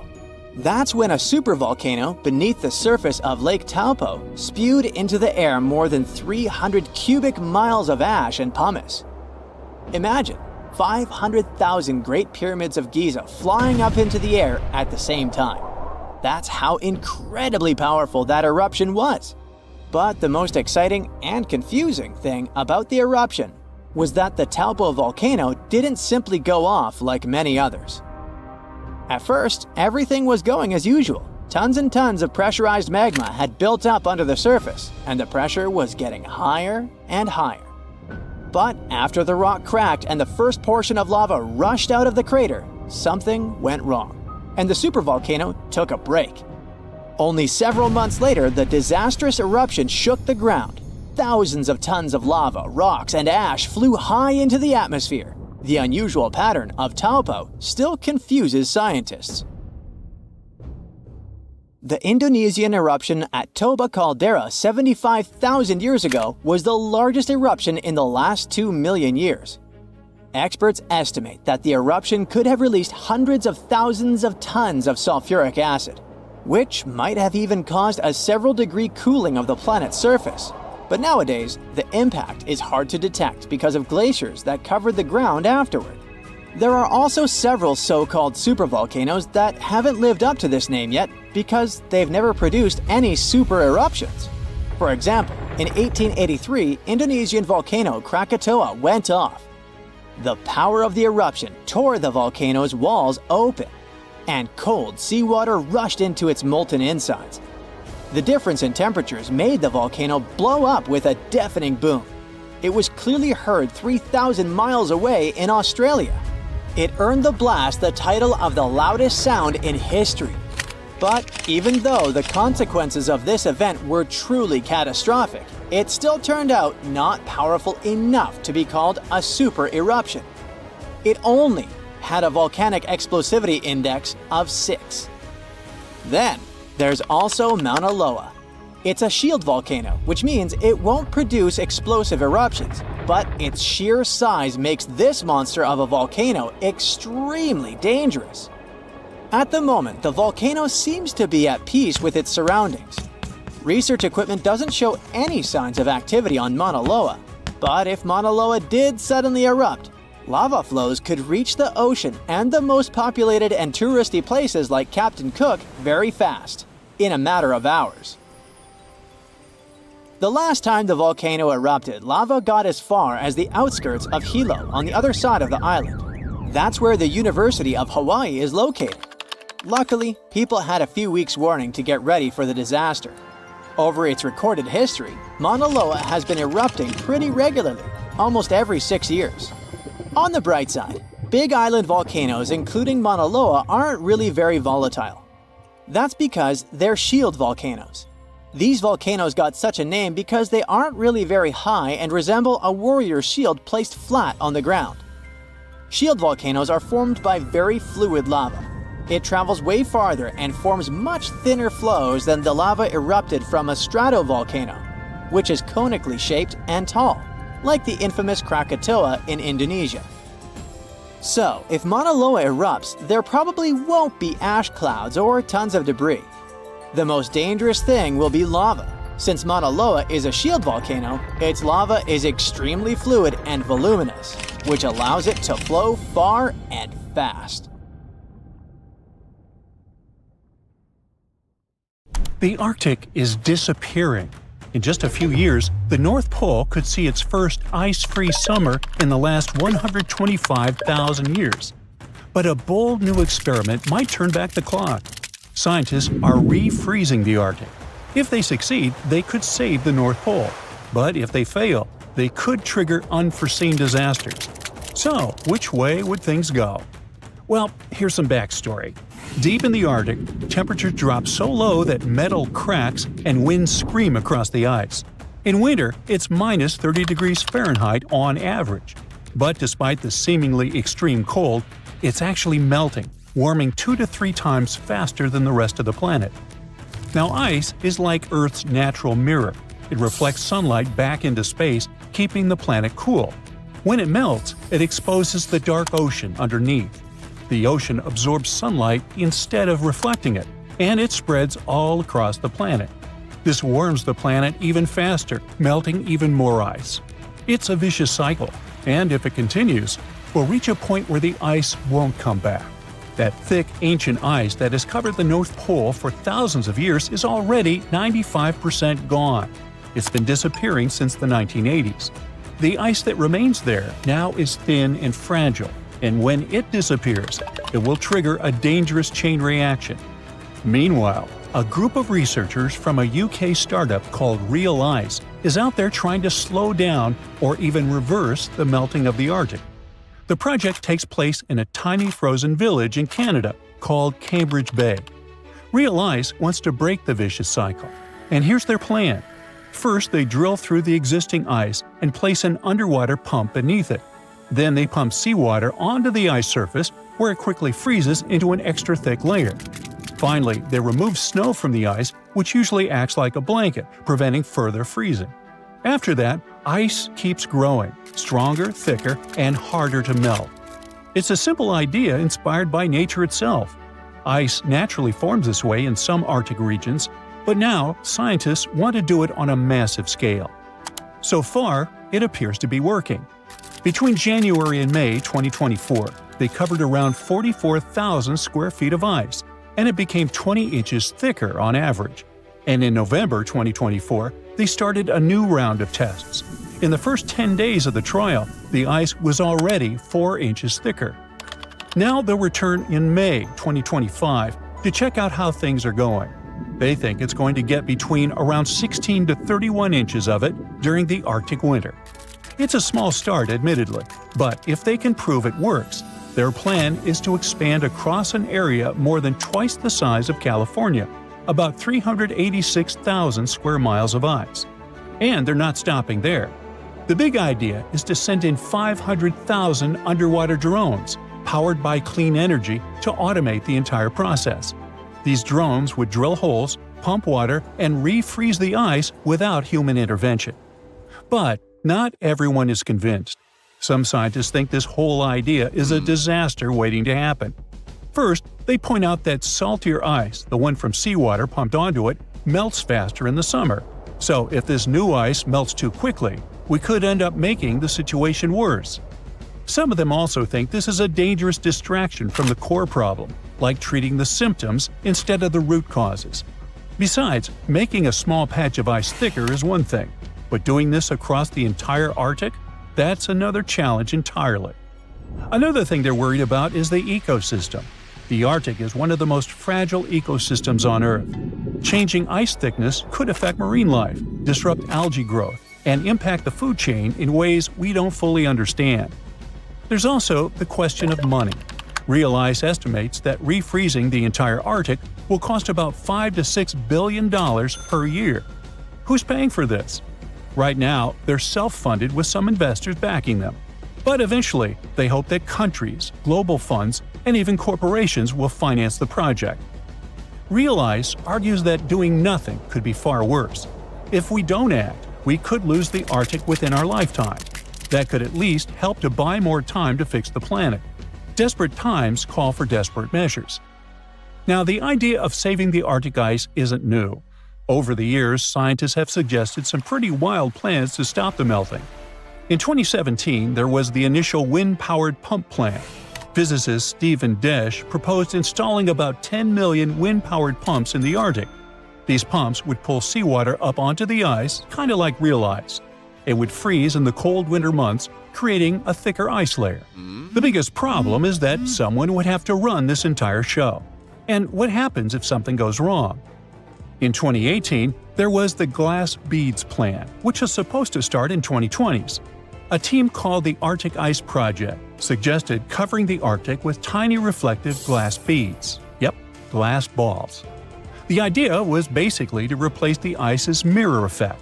The beads would bounce sunlight away, keeping the ice colder for longer. The plan is being tested by a group of scientists working with the Arctic Ice Project. They say the glass balls are made of a material that's safe for animals. They even claim birds use similar materials to help them digest food. The glass used in these microspheres is the same material used in lab equipment and light bulbs. Sounds safe, right? Well, not so fast. There's also the environmental risk. These glass balls are tiny, and they could easily get into the ocean, impacting everything from fish to plankton. We still need more research to understand how this material breaks down in the ocean and whether it could affect marine life. But where things get really crazy is when we start talking about scaling this up.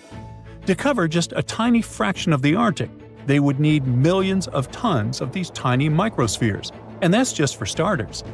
And they'd have to be working 24/7 through freezing temperatures and snowstorms.